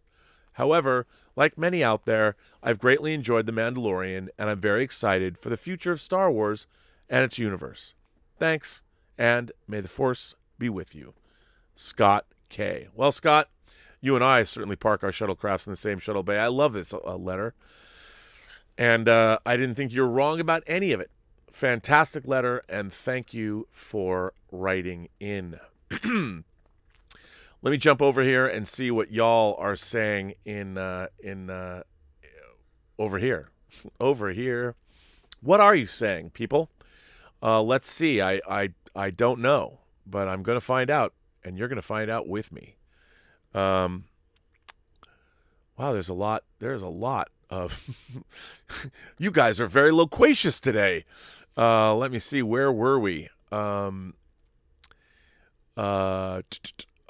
Rowe in the last show said he loves posing with Peter. That was something that Justin from Justin's channel was talking about. He does streams with a guy named Peter who poses action figures. Toby sends in a tip and says, is it me? Or does DC seem hesitant to move the story on from Justice League? I mean, I feel like we've not seen the characters move on past that movie. Was the bad reception to that movie what caused Wonder Woman 2 to be set in the 80s? No, I don't think so. I think because Wonder Woman 1 was in World War I, they moved it up. They wanted to go to a different period of time, but I don't think so. But you never know. Anonymous sends in a tip and says, hi, Rob. One thing that has always bugged me about comics is when some characters use a domino mask to hide their identity, like, say, the various Robins. How no one who's ever met Dick, Jason, Tim, or Damien doesn't realize they're Robin. Right there with you. Never thought that was a great disguise myself. Clark Kent, Superman, glasses. Fortunato sent in a super chat and says, great article find in regards to banning Homer. It sounds like the simpletons will bring us the idiocracy. Mike Judge, keep it real. Thank you for that, Fortunato. Yeah, I don't understand. I mean, I did not grow up in a world where people thought ideas were I mean, sure, there are lots of bad ideas. Mein Kampf, for instance, not a real Hitler, not a great wordsman, but you cannot write off what happened in Germany with the rise of National Socialism. In some aspects, the way Hitler and the Nazi Party National Socialists were able to mobilize that whole country. If you were to not discuss or study what happened after the end of World War I to the rise until the end of World War II, if you somehow couldn't, or shouldn't delve into those ideas, you are robbing people of understanding of those events and where people came from. If you can't discuss how slavery happened, or you can't discuss the suffragette movement, or you can't whatever, you have to be able to discuss the entirety of human history. We're not just we're not all nice up in this hizzle, and unless we can discuss how awful human beings can be to one another, and if you can't do it in the context of a story and read a story and keep that distance, then where are we? It's very strange to me that you have educators out there that are arguing for the banishing of ideas of any kind. You need that. You need the yin and yang, the push, the pull. That's how you learn. That's how you grow. That's how you understand the world around us. And it's just, to me, it's terrifying. It's terrifying because what it leads to. And that's scary. The Seahawks are overrated sends in a tip and says, Russell Wilson is overrated. No, he's not. Nope. No, he's not. Angry Trekkie sent in a super chat and said, what about exposing a kid to something when they're ready? Is it not better to expose kids to new ideas when they're ready? No. Who knows when they're ready? I mean, when you want to be exposed to new ideas is when you're not ready. That's when you can grapple with them. You think about them. If you're waiting there's no such thing as being ready in life. You're ready for what? You never know what's going to come down the pike. What it's better to be is be prepared. When I was in Cub Scouts, I never was a full-fledged Boy Scout. I was Cub Scouts, then I was a Weeblo. But the idea, the Scout motto is be prepared. You never know what's going to come at you. That's the whole point. There's never a right time. You know what? One of the things when I was growing up that I most resented about my parents was I didn't know my grandmother, who I was very close to, was dying of cancer. She died in 1976. I didn't know. Or maybe it was 1975. I think 76. She had breast cancer. It was eating her up. And we took a family trip. We came to California. We went to, and this is in the 70s, Disneyland, Universal Studios, Lion Country Safari, the San Diego Zoo, stayed in Beverly Hills. We had this amazing trip. Well, what I did not know at the time was this is my grandmother's, literally her farewell tour. And she died a few weeks after we got back. She was in terrible pain. She was in a wheelchair. I mean, my grandmother was a very vibrant, very beautiful woman. And she was in her mid-50s, 56, I think. Way too young. And I had no idea she was sick. And she was hospitalized and died a few weeks later. And I think I was 8, 9. And I wasn't allowed to go to the funeral. And I remember even as an 8 or 9-year-old, I was like, how could you have not told me? And how could I have been too young to know about these things? Well, we wanted to keep... you know what? When you're born, you're going to die. And you could die at any time. You get hit by a car. You get struck by lightning. You can get killed in a home invasion. You can get killed crossing the street. A tree can fall on you. I have a friend, a kid I used to babysit, died when he was skiing the backcountry at Alpental and smashed into a tree. Died. I think he was 20. Two of my very good friends, the night of their high school graduation party, they were going to a graduation party. They got hit by a drunk driver, dead on their high school graduation. Greg Smith, our moderator, knows one of them. Were they ready? No, they weren't. And this idea that we have to wait till kids are ready for what? What are they waiting for? I think, information is information. To live on this planet is to know that one day you're going to die on this planet, unless you're lucky enough to die in space. But you are going to die. And the idea that we somehow think, oh, can't teach kids about this. You can't teach kids about sexuality. I don't understand that. I'm not saying you have to give kids pornography, but procreation, the idea of biology, I guess I say biology, is not something that we should shy away from. We are so weird and puritanical about that in this country. My parents didn't want me to know about death. Well, I had to deal with the fact that my grandmother was dead. And then what? I'm sitting there like, you didn't even tell me she was sick. Well, you weren't ready. Well, now I have to deal with the aftermath of my grandmother being dead and not knowing. I didn't even go to her funeral. To this day, I don't even know where she's buried. Never been to her gravesite. Anyway, I just, I don't believe in that. I believe in taking information as it comes. And remember, kids, when you're out in the world, you're going to have other kids sharing information that your kids probably aren't ready to get anyway, but they're going to get it. What you have to do is you've got to be there for them. All of this information already exists in the world. And the idea that you're going to protect kids, I do believe in preserving a child's innocence for as long as possible. They don't need to know these things, but you can't pretend they don't exist. It's you should be there to help and to guide and to offer, be a sounding board. But the idea that you're going to protect people and from some mythical time when they're ready, you're never ready. No one's ever ready to do anything. License plate RMB lover for life. Thanks for that. One of two. Rob, I love you. I do. Truly, you're a man that has indulged our sensibilities and offered wondrous achievements like the Intergalactic Imagination Connoisseurs Film Festival for us to showcase our work. You're an erudite and designer of dreams. Well, that's the nicest thing anyone's ever said to me. I don't know where your number two is, but I'm concerned. You look a tad bit rotund.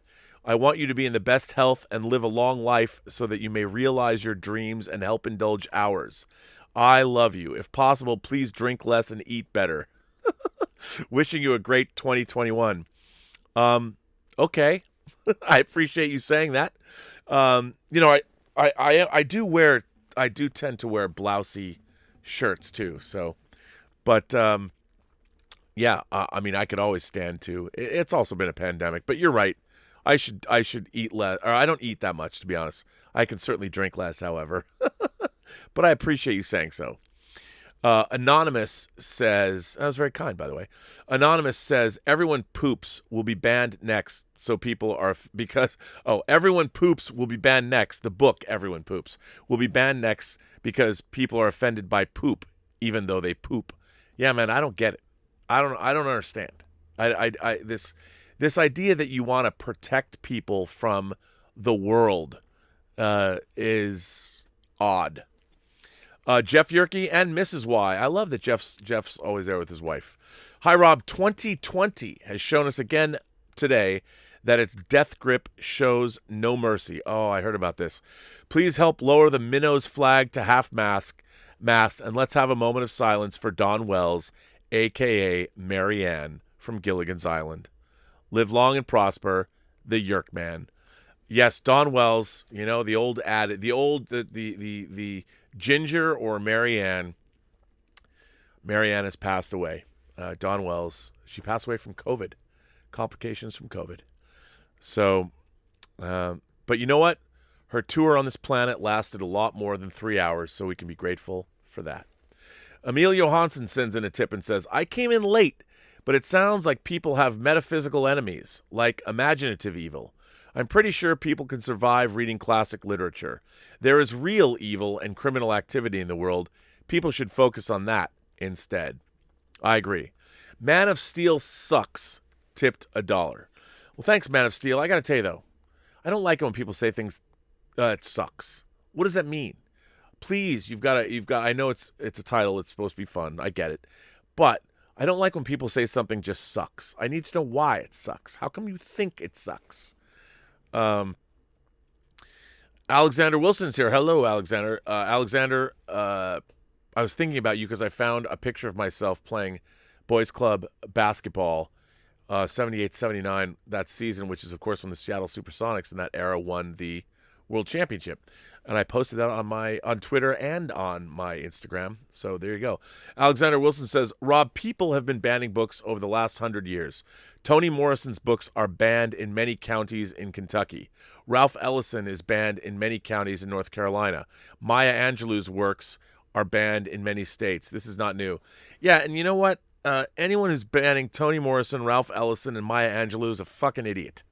And the reason, it's just beyond me that, when I read Invisible Man, that was a profound, moving book. I mean, the insight that I, as, some white kid from Seattle, gained from reading that book was immeasurable. I can't believe somebody would not read Ralph Ellison's Invisible Man, because to read that book is to be moved by that book.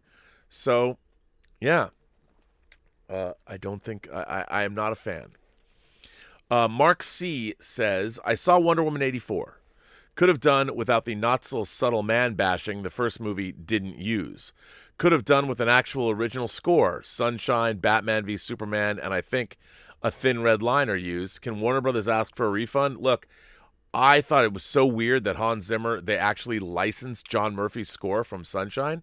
Like, why would you do that? If you're paying Hans Zimmer, Academy Award winner Hans Zimmer, to create a score for you, why would you not create an original score for the movie? That's weird. 200 Watt Studio sends in a super chat and says, that was one meandering article. God, I hope he's getting counseling. Glad he was able to get something positive out of the film. Yeah, see, I didn't. I didn't get much positive out of that movie. Angry Trekkie sends in a super chat and says, World War I should never be about justice unless you are talking about civilian victims. It was a war. Leave them out of it. Yeah, well, yep, I don't necessarily disagree. War certainly does not bring out the best in mankind. Mark C. says, the area I live in allows me the freedom to go to a movie, restaurant, comic shop, and everywhere else except its assisted living homes. My mother stays safe, but I haven't seen her in a year. To keep my family and my freedom, I wear the mask. No problem. I don't see what the problem is. It's weird.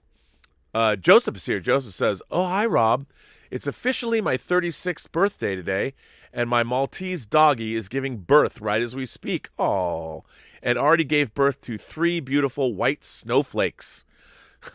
When you say that your dog gave birth to 3 beautiful white snowflakes, I know what you mean, but in this day and age, when you say somebody is a white snowflakes, it could mean something else, but I know what you're saying. Happy holidays to you and the PGS. Well, Joseph, congratulations. Happy birthday. And what a miracle to be able to watch puppies being born.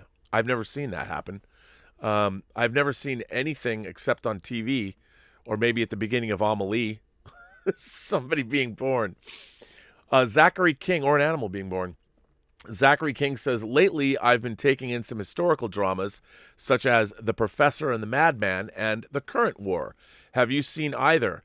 I have not seen the either. And Elizabeth, I believe, was watching The Professor and the Madman and was quite enjoying it. But I want to see both. Those are definitely things that are streaming now, and I'll catch up. Joseph says, by the way, why doesn't the Empire draft Twi'lek or Mon Calamari into the Stormtrooper program? The helmets would look a lot different in shape, wouldn't they? Are they just not a right fit for the Empire, or is the Empire just racist? You know what? I've always wondered about that. I've always wondered, with all the different alien races that we see in Star Wars, why is there only ever one kind of stormtrooper? Why? What about, wouldn't Dexter Jetster, wouldn't he make his race be a good stormtrooper? Yeah, but there you go. Maybe the Empire is just racist, but it's a good question, Joseph. It's one that has perplexed me for years and years. Joseph says, by the way, you already read that. Zachary King says, R&B, have you seen the Homelander and Starlight figures from NECA? The Homeland figure looks pretty dope. Here's hoping Hot Toys makes the whole cast. I would love that. I'm not a big... NECA makes some really good stuff, but they have a tendency to break and things like that. But I haven't. I mean, I haven't. I'll look those up. I'd love to get a Homelander figure, but I want it to be 6 scale. David Wells became a member. Thank you, David Wells. Double Crit sent in a tip and says, I just saw the news about 2 different Batman movie franchises. Do they realize that means 2 different Gordons, 2 different Jokers, Robins, etc.? It sounds insane, and I fear it will cause bat fatigue even among diehard fans. Well, look, you know what? I think something that's if it's well done, I think it could be good if it's well done. Again, for me, it all comes down to great characters and a great story. We all know Batman. I think the one thing everyone can keep all of that straight in their minds. So, yeah. Mr. Tickle Trunk, 200-Watt Studio sends in a super chat and says, thank you for your content. Happy New Year, Rob. Well, Happy New Year to you, 200-Watt Studio. Mr. Tickle Trunk sends in a tip and says, since the YouTube super stickers don't show up in your list, imagine, if you will, a majestic Shiba Inu cartoon dancing while a heart escapes from its buttocks. The sticker is only $2, but here's a little extra with the old BBS-style dog and hearts. Well, thank you, Mr. Tickle Trunk. I don't know why we don't have that. Angry Trekkie sends, why do stories have to be problematic? Why does a lot of things have to be problematic? I don't know. I mean, you know what? I don't know why stories about human behavior that is less than ideal, I don't know why that's problematic. I really don't. I don't understand that at all. To me, an idea is, there's a lot of bad ideas, but I could fill my head with bad ideas and they don't necessarily, unless of course I become radicalized by them, I suppose, but I don't get it. I don't understand. I don't understand why there's people that put themselves in a position where they're going to say that a story like the Odyssey and the Iliad, that Homer or something, there's problematic shit in that book. There's a lot of it'd be but that's kind of the point. When someone takes a little bit of revenge and wrecks shop on their enemies, man, I get it. I understand, but that's part of the story. It's weird that only stories who is the person that says stories are acceptable? I don't know. Torrin Atkinson sends in a super chat and says, thanks for posting Ruin Nation. Oh my God. So if you guys haven't seen, it's definitely one of the more memorable entries into the Intergalactic Imagination Connoisseurs Film Festival. Our own Torrin Atkinson made it's kind of a cross between storyboards and animation. It is, I'll flat out say this. I'm not biased. I'm just saying I didn't know what I was going to see when I watched it. It was awesome. If you want to go see, it's not that long. It's just like 3 or 4 minutes long. It'll put a smile on your face, guaranteed. And I'll tell you something else. It made me want to see it. I think somebody should. I want to see that feature. I don't know if you could sustain that for 90 minutes, but I'd love to see that thing fully animated. I thought it was delightful. It made me laugh out loud more than once. So it was really clever, Torrin. I thought that was a great movie. Go check it out. Ruin Nation. BL Alley says, Rob, there's a new documentary on Amazon Prime covering the career of artist Chesley Bonsall. I know. I am a huge fan of his. I encourage everyone able to watch it to do so, since he had such a profound influence on art, architecture, and science. He painted planetscapes and a lot of science fiction art, and a lot of stuff from the 50s you might recognize. And the first time I really even learned his name was Starlog magazine used to publish these photo guidebooks, and one of them, the only one that I ever had that was slipcased, was their space art photo guidebook, and Chesley's work was in that, and it was awesome. And people keep telling me, I keep forgetting about that documentary. I gotta go watch it. Albert Bonsanto is here and says, during the Middle Ages, the Catholic Church didn't ban the Iliad or the Odyssey. Didn't they see themselves reflected as the bad guys in V for Vendetta? I guess not, man. I don't understand. I don't understand this banning of anything. And the idea that there are teachers now that put themselves in, talk about gatekeepers. Nope, you can't read that, or nope, we're not going to teach that because that's problematic. So is human history. The idea that you're only supposed to read books in the modern era, I mean, give me a break. That's just so weird. I'm glad that when I grew up going to school, I never had a teacher ever tell me that I shouldn't be exposed to something or shouldn't read something, or never. Except once. 7th grade. I was reading Frank D. Felita's The Entity. and the cover of the book, the movie had Barbara Hershey in it. This was the book. It was a big, thick book. And the book cover, you know what? I bet I can find the book cover that I had. Because as I remember, it said something to the effect of preyed upon by a spectral rapist. Night after night. Something like that. And the first class I had when we went from elementary school to junior high, it wasn't in middle school yet, so I was in 7th grade. My first class was Mr. MacArthur's English class, and I had The Entity with me. And, some kid, I don't know, let's see, paperback. Let's see if I can find it. There it is. There is the paperback cover. Let's see what it says. It says, beyond physical reality, beyond ecstasy and pain, to a dark netherworld of psychosexual truth. That is not what I remembered saying. Maybe it was on the back. But anyway, this is exactly the cover. This is the book that I took into 7th grade, and this book was taken away from me. It was only the second time in my school career that I had a book taken away from me. And the first time was in music class when I was reading Larry Niven and Jerry Purnell's Lucifer's Hammer in music class. And I had to go to the principal to get it back. Mrs. Ridenauer took it away from me. So hang on, I'm going to totally put this up because this is what I took to the first day of 7th grade. You can see where I was at this point in my life. There you go. It was this cover. I think it was on the back. It said that.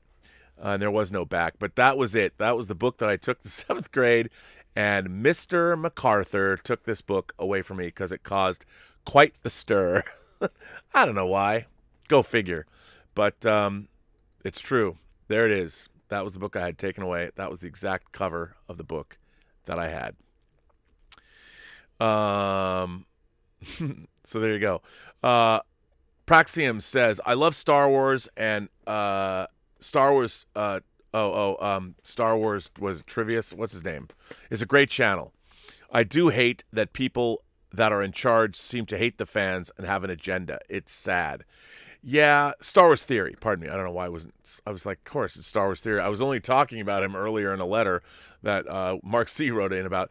Yeah, I like Star Wars Theory too. I mean, I like that guy, and look. The problem is. And I've tried to explain this, and I know this for a fact, and I'm guilty because I am railing on the people that make Star Trek. It is one thing to work on something, to make something. It's an entirely different thing to be a fan of that thing. The experience of we as fans watching these things has nothing to do with the experience of making them. And when you're making something, you're trying as hard as you can to make the best thing. Most people, the people that are making Star Trek Discovery don't think they're making bad Star Trek. They think that they're making good Star Trek. They don't, and I'm sure everybody who made Wonder Woman 84 thought they're making a good movie too.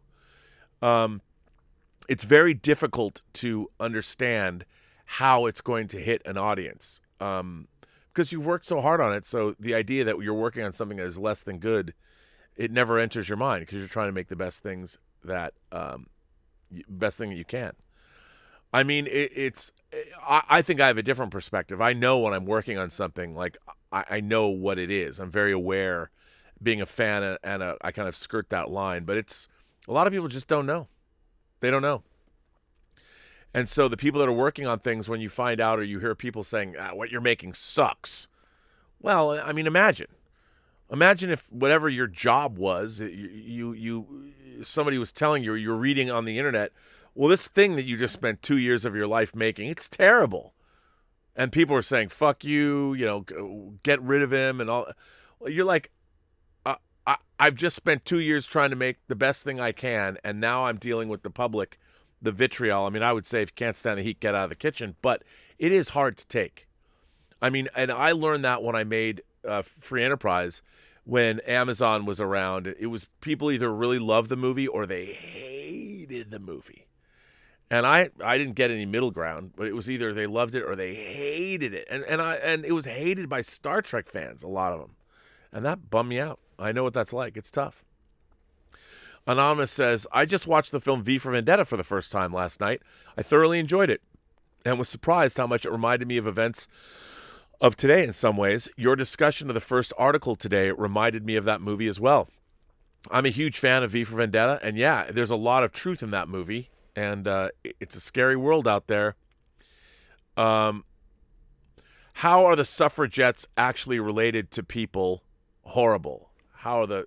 Well, I wasn't saying that they were horrible. I was saying that we lived through a lot of... If you're referring to what I meant when I don't think suffrage... I was just saying that there's a lot of history that happened, and there's a lot of people that, women should still be in... Those women should be in their place. We have all kinds of... We live in a strange world. Like, I don't understand why people aren't allowed to be who they are. Like, if somebody wants to be self-actualized in any way, shape, or form, how does their achievement of what it is they want to be, whatever it is, if you want to be, I don't know, an astrophysicist, or you want to be in sports, or you want to become a horticulturalist, or you want to change your political party, or you want to change your gender, or whatever. How does what somebody else wants to do, if it's not affecting anybody else, why does it matter what they do with their own lives? I've never understood that.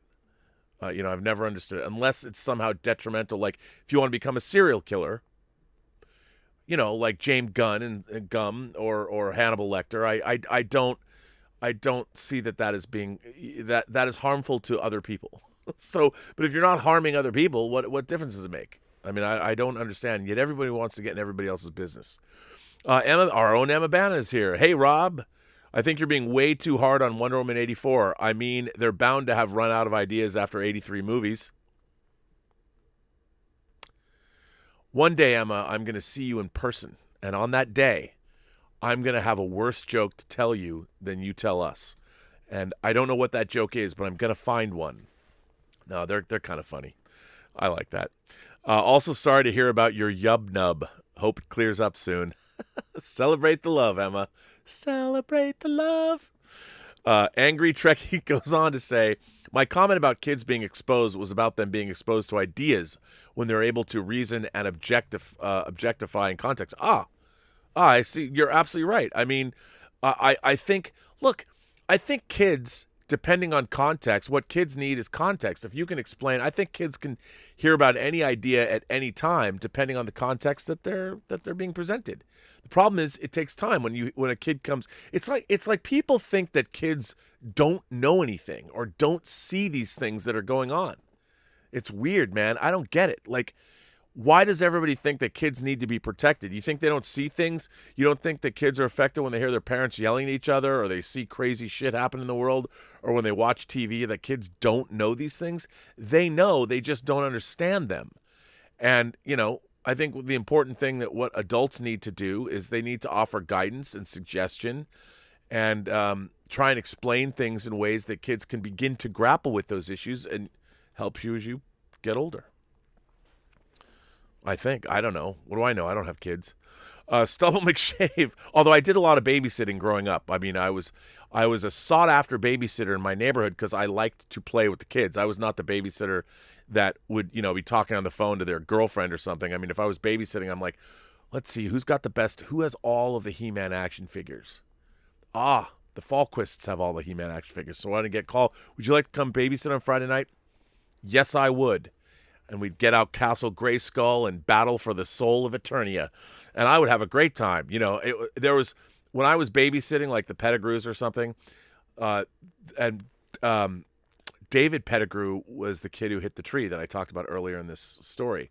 But there was 3 Pettigrews. There was David, Kevin, and Lori. And I did this thing when I convinced them that when it was a full moon, I would turn into a werewolf, like for real. And I did it. I had a whole like performance. They thought it was hilarious. But that's why I like being a babysitter. Things haven't changed pretty much since I was then. But I would scare them. It would terrify them. But they liked it. Like if I didn't turn into a werewolf, they're like, "Are you going to turn into a werewolf tonight?" I'm like, "There's no full moon." So what can you do? You have to do it anyway. No verisimilitude then. Stubble McShave says, what is it with Homer that they're reacting against? The wars? Medusa? Sirens? Are they too problematic? Educators should be able to discuss these things in a sensible way. If they can't discuss it, they should not be educating people. I agree. Like, how about the fact that you ask yourself, why did Homer, why choose to tell these stories then? I'm sure what happens, when Odysseus or whatever comes back home or, yeah, well, wait, what, you've been doing what while I've been gone? Oh, no. We're going to take care of some things here. Kevin the Comic Doctor, hello, Kevin, and one day I'm going to send my comics. School boards are afraid of parents and groups attacking them for the books that are being read in high schools. I am a teacher and was shocked when our board took To Kill a Mockingbird off the reading list. Our kids need to discuss the themes found within. Well, you know what? I think in the case of, obviously, of that book, there's certain racial epithets that are thrown around, and people are like, oh, our kids can't hear those words. I'm like, what? They don't know that they're there? Those words exist. You think they don't know those words? I mean, how can you not teach To Kill a Mockingbird? It's crazy. Alexander Wilson says, Rob, the USA has erased history. Before Watchmen, a lot of people didn't know about the Tulsa Massacre, Juneteenth, or the Tuskegee Experiment. Elementary textbooks in Alabama refer to slaves as workers, and it was the happiest time of their life. Yeah, Alexander, it's so weird. I mean, there was slaves in this country for 400 years. 400 years, North America. 400. I mean, and there are still slaves in other parts of the world even today. And so the idea that you're not going to deal with the realities of slavery and I don't understand. I mean, why is this so difficult to deal with? I mean, people get upset when you say that, black soldiers coming back from World War II. I always say this because it never ceases to blow me away that they couldn't avail themselves of the GI Bill just because they were black. They served. Black American soldiers who served in World War II came back and they couldn't avail themselves of the GI Bill. How might that have changed the black experience of America from the end of World War II to now? Generational wealth could have been created. There could have been unbelievable opportunities that were created that were not created simply because our soldiers, a certain group of our own soldiers who fought gallantly and bravely for this country, weren't even allowed the benefits. I mean, that's the Nazis used to drop leaflets down to black soldiers saying, I think that was actually wasn't that also depicted in maybe it wasn't. I saw it depicted in something recently. But crazy. And you're right. It's weird. And the Tuskegee Experiment's terrible. We terrible things. Angry Trekkie says, my grandfather never told his family that he had something that was going to kill him. This was to protect his family. He was 97 years old. Yeah, I mean, my grandfather died when he was 97 too. I just think that's such a strange thing. You've got to be able to, to know things. You could cherish the time that you have left. Andrew Christie sends in a tip and says, hey, Rob, Luke just had his big moment in Mando wrecking shop. Cap had his with Mjolnir in Endgame. Warner Brothers needs to really give Soups his big fuck yeah moment that fans have always wanted. It needs to be done right, though, with a big build-up over a proper arc. I couldn't agree with you more. I totally agree. And I don't know why. I don't know why they haven't. I mean, Superman came out, or Man of Steel came out in 2013. We've had not another Superman movie. Andrew Christie says, oh, and his pathetic return in Justice League doesn't count, laugh out loud. And thanks for recommending The Critical Drinker. Thoroughly entertaining. I'm glad you like his channel. Look, The Critical Drinker, obviously, to watch his videos, he's doing a character, and from the perspective of the character, but his analysis of storytelling is really, really good, because in his real life, he's actually a published novelist. So watching his videos, I think, are great. Yeah. So, yeah, I'm glad you like The Drinker. He's great. Alexander Wilson goes on to say, Rob, I don't care about physical media. I hate clutter. Well, Alexander, I would invite you over, but you wouldn't like it in here. Now, one of my favorite movies, The King of New York, just got released on 4K. I don't think it's out yet. Did it come out yet? I can't wait. I just have to get it. Your thoughts on the movie? I worked at the Boys and Girls Club, and that was not an easy job. I love King of New York. I think Christopher Walken, I mean, everybody's in that movie. Dave Caruso's in that movie. King of New York with Christopher Walken getting released from prison and then basically coming back and taking over his criminal empire again, or retaking it, is really, really good. Yeah, it's so cool. I like it. Directed by Abel Ferrara, crazy Abel Ferrara. Regis K sends in a tip and says, hi, Rob, have you seen the new Gundam factory in Yokohama? Oh, yes, I have. It features a moving life-size RX-78 F00. I love it. It's amazing. You know what, though? I just wish it could move like... Can you imagine if that thing could move like it did in the animated shows? Murray Reich says, is it safe to say that Doolittle is the worst film of 2020? I think probably it could be. You know, you could definitely make that. You could make that. I bet you, it could probably be said that's true. Angry Trekkie sent in a super chat and says, what about teaching kids to use social media platforms and other technology safely? I agree. Kids need guidance. I mean, they're not getting, look, if you read a lot of the literature about the levels of anxiety, especially in teenage girls, like Jonathan Haidt's book, The Coddling of the American Mind, you listen to, there's crazy stuff going on, and most of it is due to social media. And we were ill-equipped. We created the greatest communication technology in the world, and it's making our youth insane. And because you just because you have the technology, you need to be shepherded along, nursemaided through these difficulties. Praxium says, you get full reign to create a live-action Saturday morning cartoon that hasn't been previously done. What's your pick? I'm taking Clue Club. Thoughts? Well, I'm not sure what Clue Club is. Maybe I'm too old. Saturday morning cartoon. You know what I would do? It'd be terrible. I would take Alan Moore's characters, DR and Quinch. Although it really shouldn't be. That would be more of an Adult Swim show. So that's not fair. You know what I would do? If I was going to do a Saturday morning cartoon, when I was a kid, I loved Frog and Toad Are Friends. I would do a Frog and Toad cartoon for Saturday morning. If I could do any cartoon. That's the first thing that jumped into my mind. Frog and Toad Are Friends. Yeah, that's what I would do. Frog and Toad Are Friends. That would be, and like Friendship is Magic, but Frog and Toad would have a more of a cantankerous relationship. It wouldn't be like a brony thing, but I would do Frog and Toad Are Friends, produced by me. There you go. Alexander Wilson says, the Seattle Supersonics beat my Washington Bullets, now my Wizards, in 79. My mom and her friends were seniors in college when the Sonics won Game 7. They were so upset by the loss that they got wasted and got kicked out of the bar when the Bullets lost. That's because we had downtown Freddie Brown and Jack Sigma and Slick Watts. They were the men. Downtown Freddie Brown, what a hero. What a hero. What a team. Angry Trekkie sent in a super chat and says, what is your opinion over an ethnicity change of a historical figure or character, i.e. Anne Boleyn, in the recent TV series covering Henry VIII?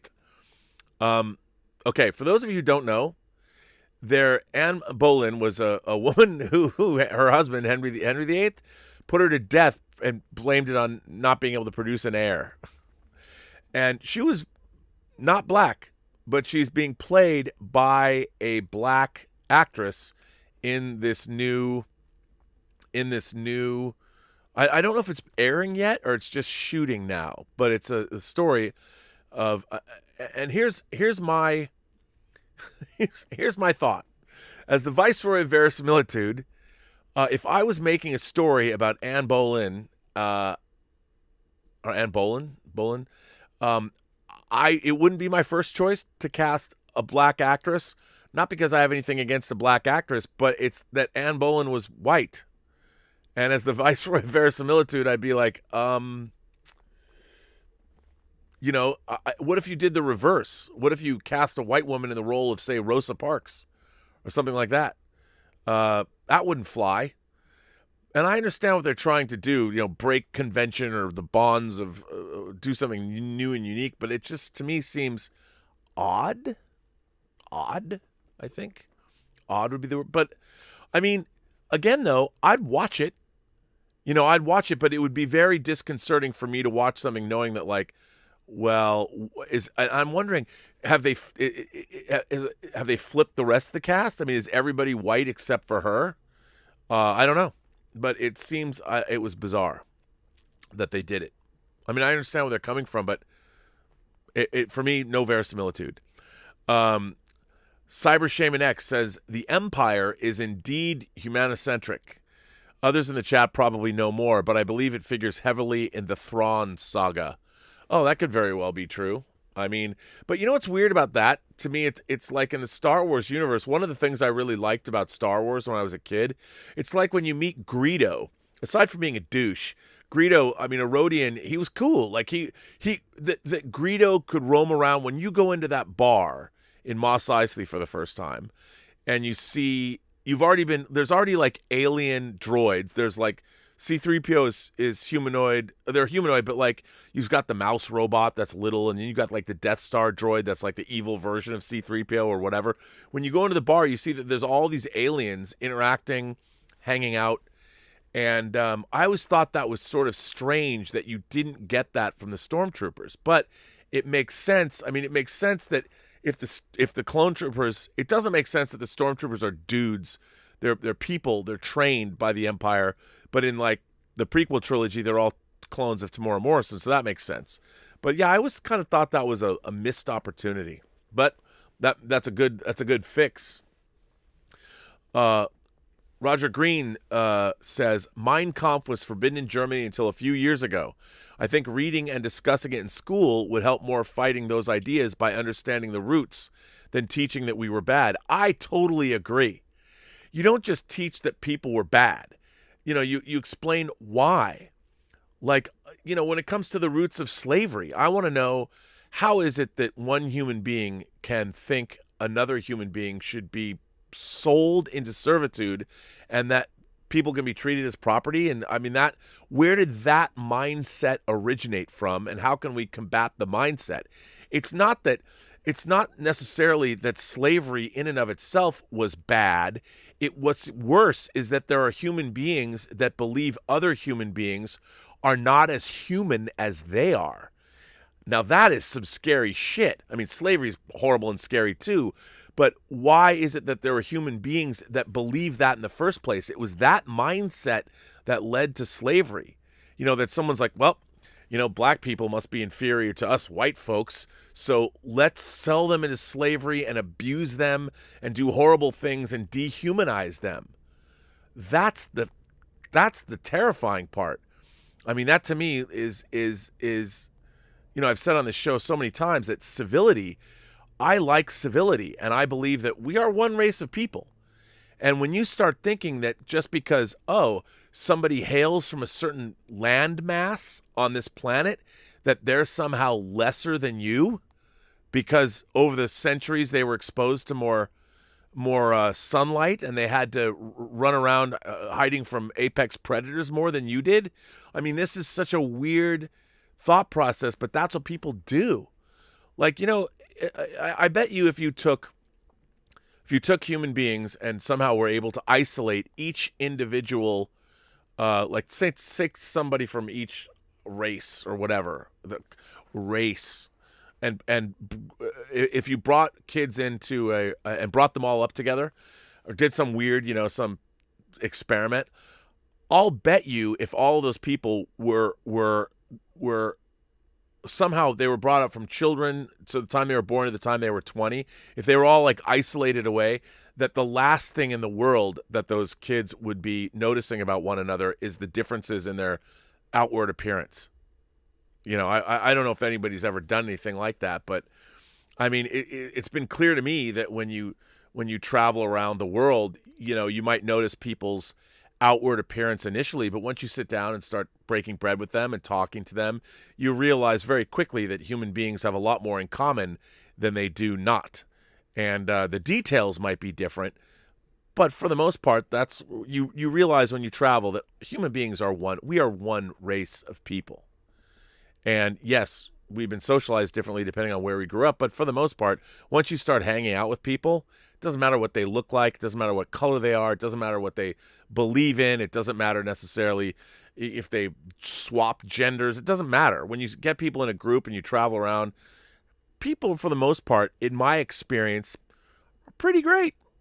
There are assholes everywhere, but for the most part, I like people. My experience in the world, I've had certainly bad experiences, but for the most part, I've had pretty good experiences with people all over the place. Stubble McShave says, my horror short story that I'm trying to get to 5,000 words would not pass that hashtag group scrutiny. They would find many things that are problematic. Ooh, I look forward to reading it then, Stubble. Ooh. Angry Trekkie says, I thought Tilly had potential as a character, but not enough focus was put on her. Worst of all was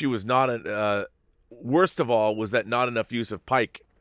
Yeah, you said it. I'm certainly not a fan.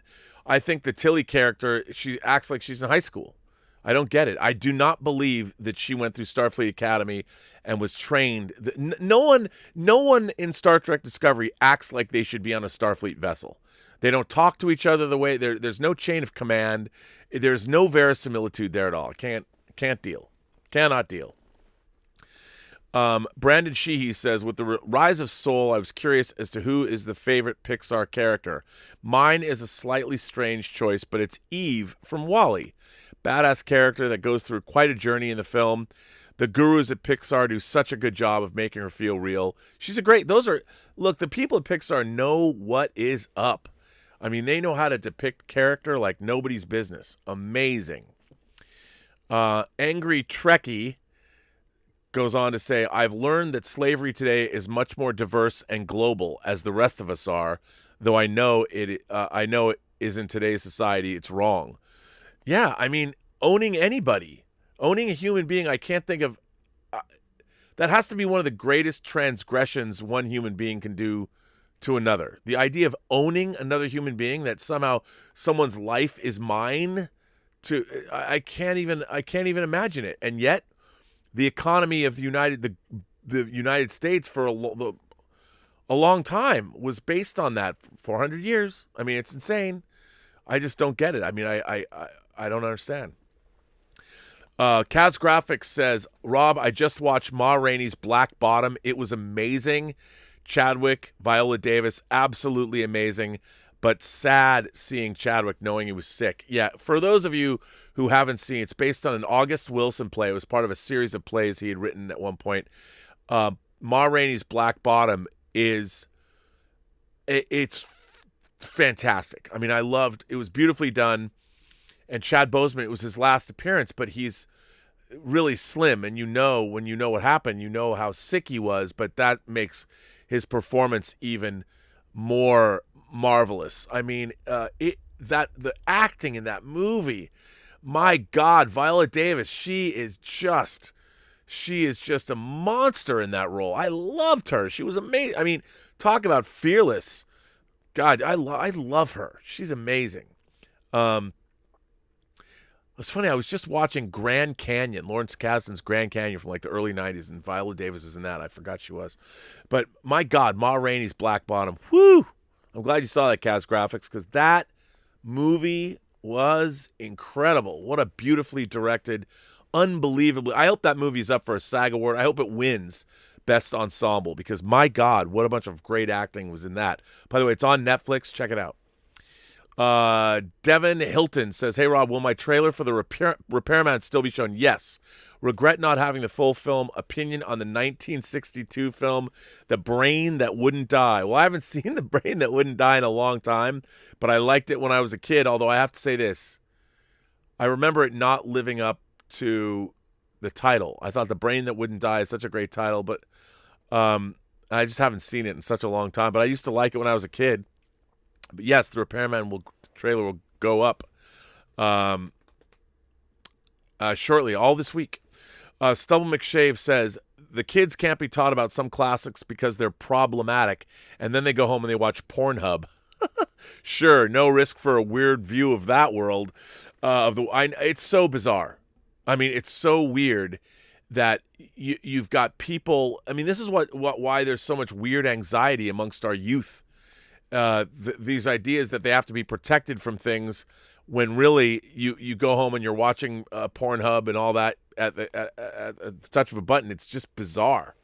And I think that what I find really bad is that it's almost like adults are shirking their responsibility by trying to get rid of this information. It's bizarre. I don't understand. Angry Trekkie goes on to say, I was lucky to live with my grandfather for 8 years and was able to learn from him a bit about the world he knew and his life, a life of hardship. Yeah, and you're better for it. You're better for it. Absolutely. Alexander Wilson says, my grandfather, who's black and was a lieutenant in the Army, he was treated like crap. Almost all the black soldiers were called back for the Korean War. Don't forget that. They got nothing out of 2 wars. I know. And because of that, the fact that black Americans were denied the ability because of the GI Bill to create more generational wealth, to have that kind of an education. It's, again, there was no slavery. Slavery had been abolished a long time before that, but we still screwed over this country. This country screwed over black Americans, as it always has, as it still does. And there is no excuse. Angry Trekkie goes on to say, I found it interesting over that change for TV with Anne Boleyn because I knew that she was of high status, intelligent, and educated. Well, that's not to say that, of course, a black actress but couldn't play that or couldn't be a character like that. But yeah, Anne Boleyn was part of the aristocracy. It was at the time, then. There wasn't any in England like that, so it is kind of odd. Glenn Taylor asks, whatever happened to the Spawn reboot? Did it get wished out of existence? I think Todd McFarlane's still trying to get that done. I still think he's trying to get that done, but we just haven't seen it yet. Alexander Wilson says, also Jackie Robinson was a lieutenant in the Army during World War II. The Army was trying to court-martial him when he wouldn't move back to the back of the bus. The bus driver called him the N-word on a military base. They threw the book at him and wanted him to be jailed. Unbelievable. The court case was one of the big reasons that Branch Rickey and the Dodgers chose Robinson as the first black player. He wasn't the best. They knew he could stand up to the vitriol that was going to happen to him. My grandparents loved him. Yeah, I mean, it's amazing. It's amazing. It's amazing when you actually look at how much black Americans contributed to the culture that we now know and love, whether it was sports, whether it was the arts like jazz. My God, I mean, jazz was it was a musical art form basically created by black Americans. And it's incredible. And yet, do they get the credit? I don't know, but it's just what a weird world we live in. But yeah, it's not good. But yes, Jackie Robinson was a hero, absolutely. I can recommend. Angry Trekkie goes on to say, by the way, Angry Trekkie, thank you for all the support today. I very much appreciate that. I recommend you watch. Is it Luminaries? This is a TV series with a diverse cast set in the 19th century. Oh, 19th century New Zealand. Or is it Luminaries or just is it Lummery? I don't know if that's spelled correctly, or maybe it is. And is originally written to be like that. Oh, I'd love to see that. I'd watch that. Well, listen, ladies and gentlemen, boys and girls, gentle folks, however you identify across these 28 known galaxies, I'm going to bring this chat, Robservations episode number 588, to a close. Tomorrow is New Year's Eve. And tomorrow we are going to have a Zoom party. I will have the information. I will be doing a show tomorrow. I will be having a Zoom party beginning at 8 o'clock Pacific time. And you are all welcome to come to the Zoom party and just hang out. You know, we'll just hang out and it will be fun. So we'll start at 8 p.m. Pacific time and go through everyone, at least up through the Pacific time zone, New Year's Eve. So it'll probably be up for 4 hours, but pop on in. Elizabeth and I will be here having a good time. Glenn Taylor says, Rob, have you ever watched The Villain with Kirk Douglas and Arnold Schwarzenegger? A very funny old Western. Oh, yes, I have. I saw that in the theater, actually. It's pretty funny. I haven't seen it. I don't know does it hold up? I don't know. I haven't seen it in a long time. Connie is here. Our friend Connie is here. Connie Sang says, my college art critique class was invaluable. We weren't allowed to say we liked or disliked something without a reason and constructive discourse. It really helped in critical thinking. Shout out to Daniel Martinez for his teachings. We need more of that. Yes, we do. Yes, we do. Man, I have a lot of letters I did not get through. So just so you know, I have a lot of letters and I haven't got through them. And if I didn't read your letter, you know what? I'm gonna do one more thing before I leave today. I have one letter that I want to read, and I haven't read one in a while, and I think you all deserve one before the end of the year. That's right, ladies and gentlemen, gentle beings, kind folks, however you identify. I have a letter from Willow Yang, who, by the way, is a judge for the 4-hour film festival. This comes from none other than Willow Yang. She's been gone too long. Here it comes. Oh, hi, Rob. It's been a while. She says, oh, hi, H-A-I, just like in, the room. It's been a while since I've written a letter. Since I couldn't think of a particular subject to discuss, I decided instead to review an episode from the greatest Star Trek series of all time, which is, of course, Voyager. Hey, I can trust Joseph, right? Going through the lengthy list of Voyager episodes that he's recommended to me, my attention was drawn to one named Resolutions, primarily because he had written beside it, in brackets, "You'll love this one." Thus, being the trusting person that I am, I headed over to Netflix to watch the episode. And all I can say to Joseph is, to borrow a quote from the immortal Tommy Wiseau, "You betrayed me! You're not good!" In all seriousness, I did not love Resolutions. I found it to be somewhat of a missed opportunity.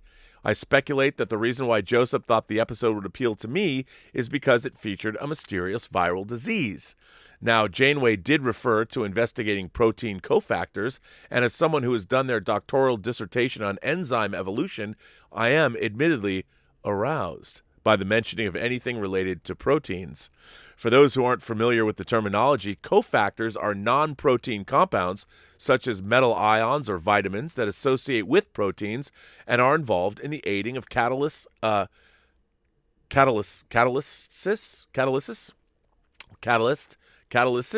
guess, of chemical reactions, or in helping the protein fold correctly and maintain the ideal three-dimensional structure. Unfortunately, Janeway never provides any details about the specific proteins that she is researching and or why she believes this will aid them in finding a cure for the virus they've been infected with.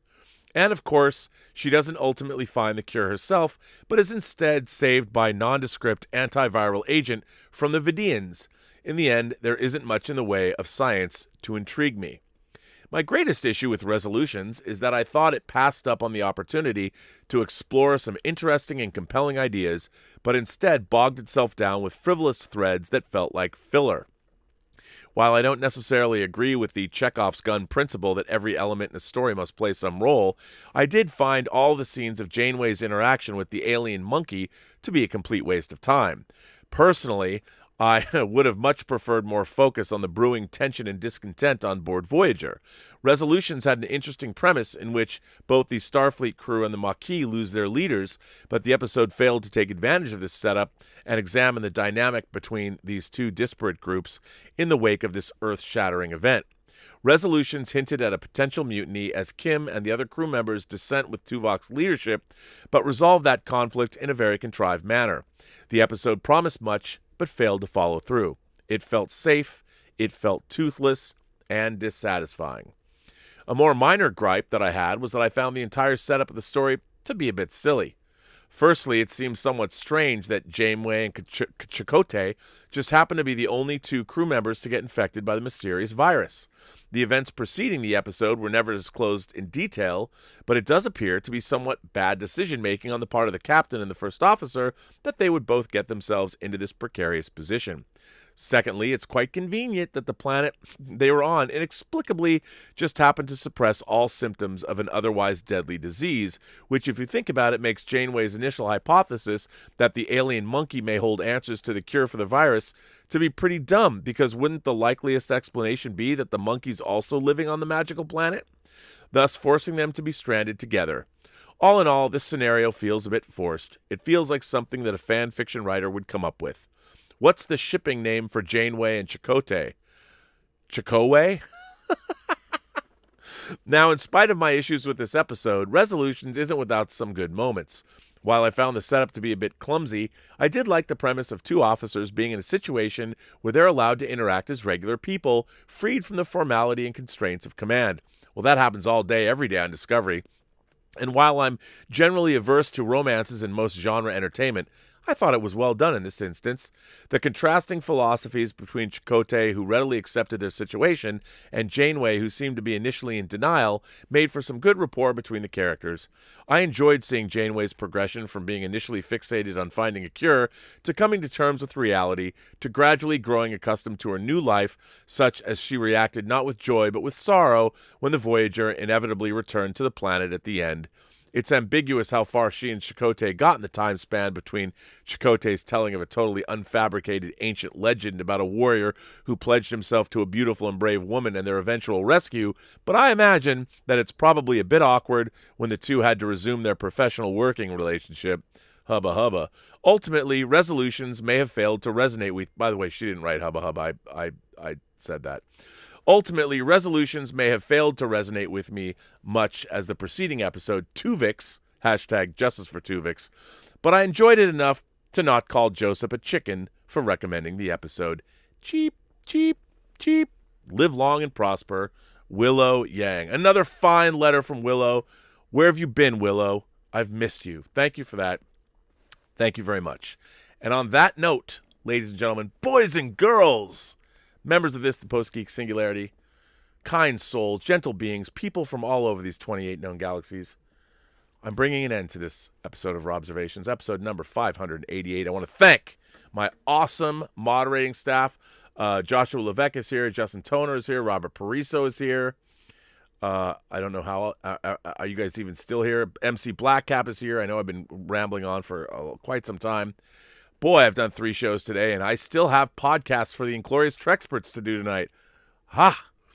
At any rate, I want to, welcome you all to the end of 2020. And tomorrow's New Year's Eve. Fantastic. Hopefully 2021 is going to be interesting. So with that, I say this. Every person you meet has a story to tell that you have yet to hear, and all you have to do is listen. And with that, I say, have a better day. Or now I guess it's have a better night. And no John Campy show tomorrow, but I'll be back with another show about something.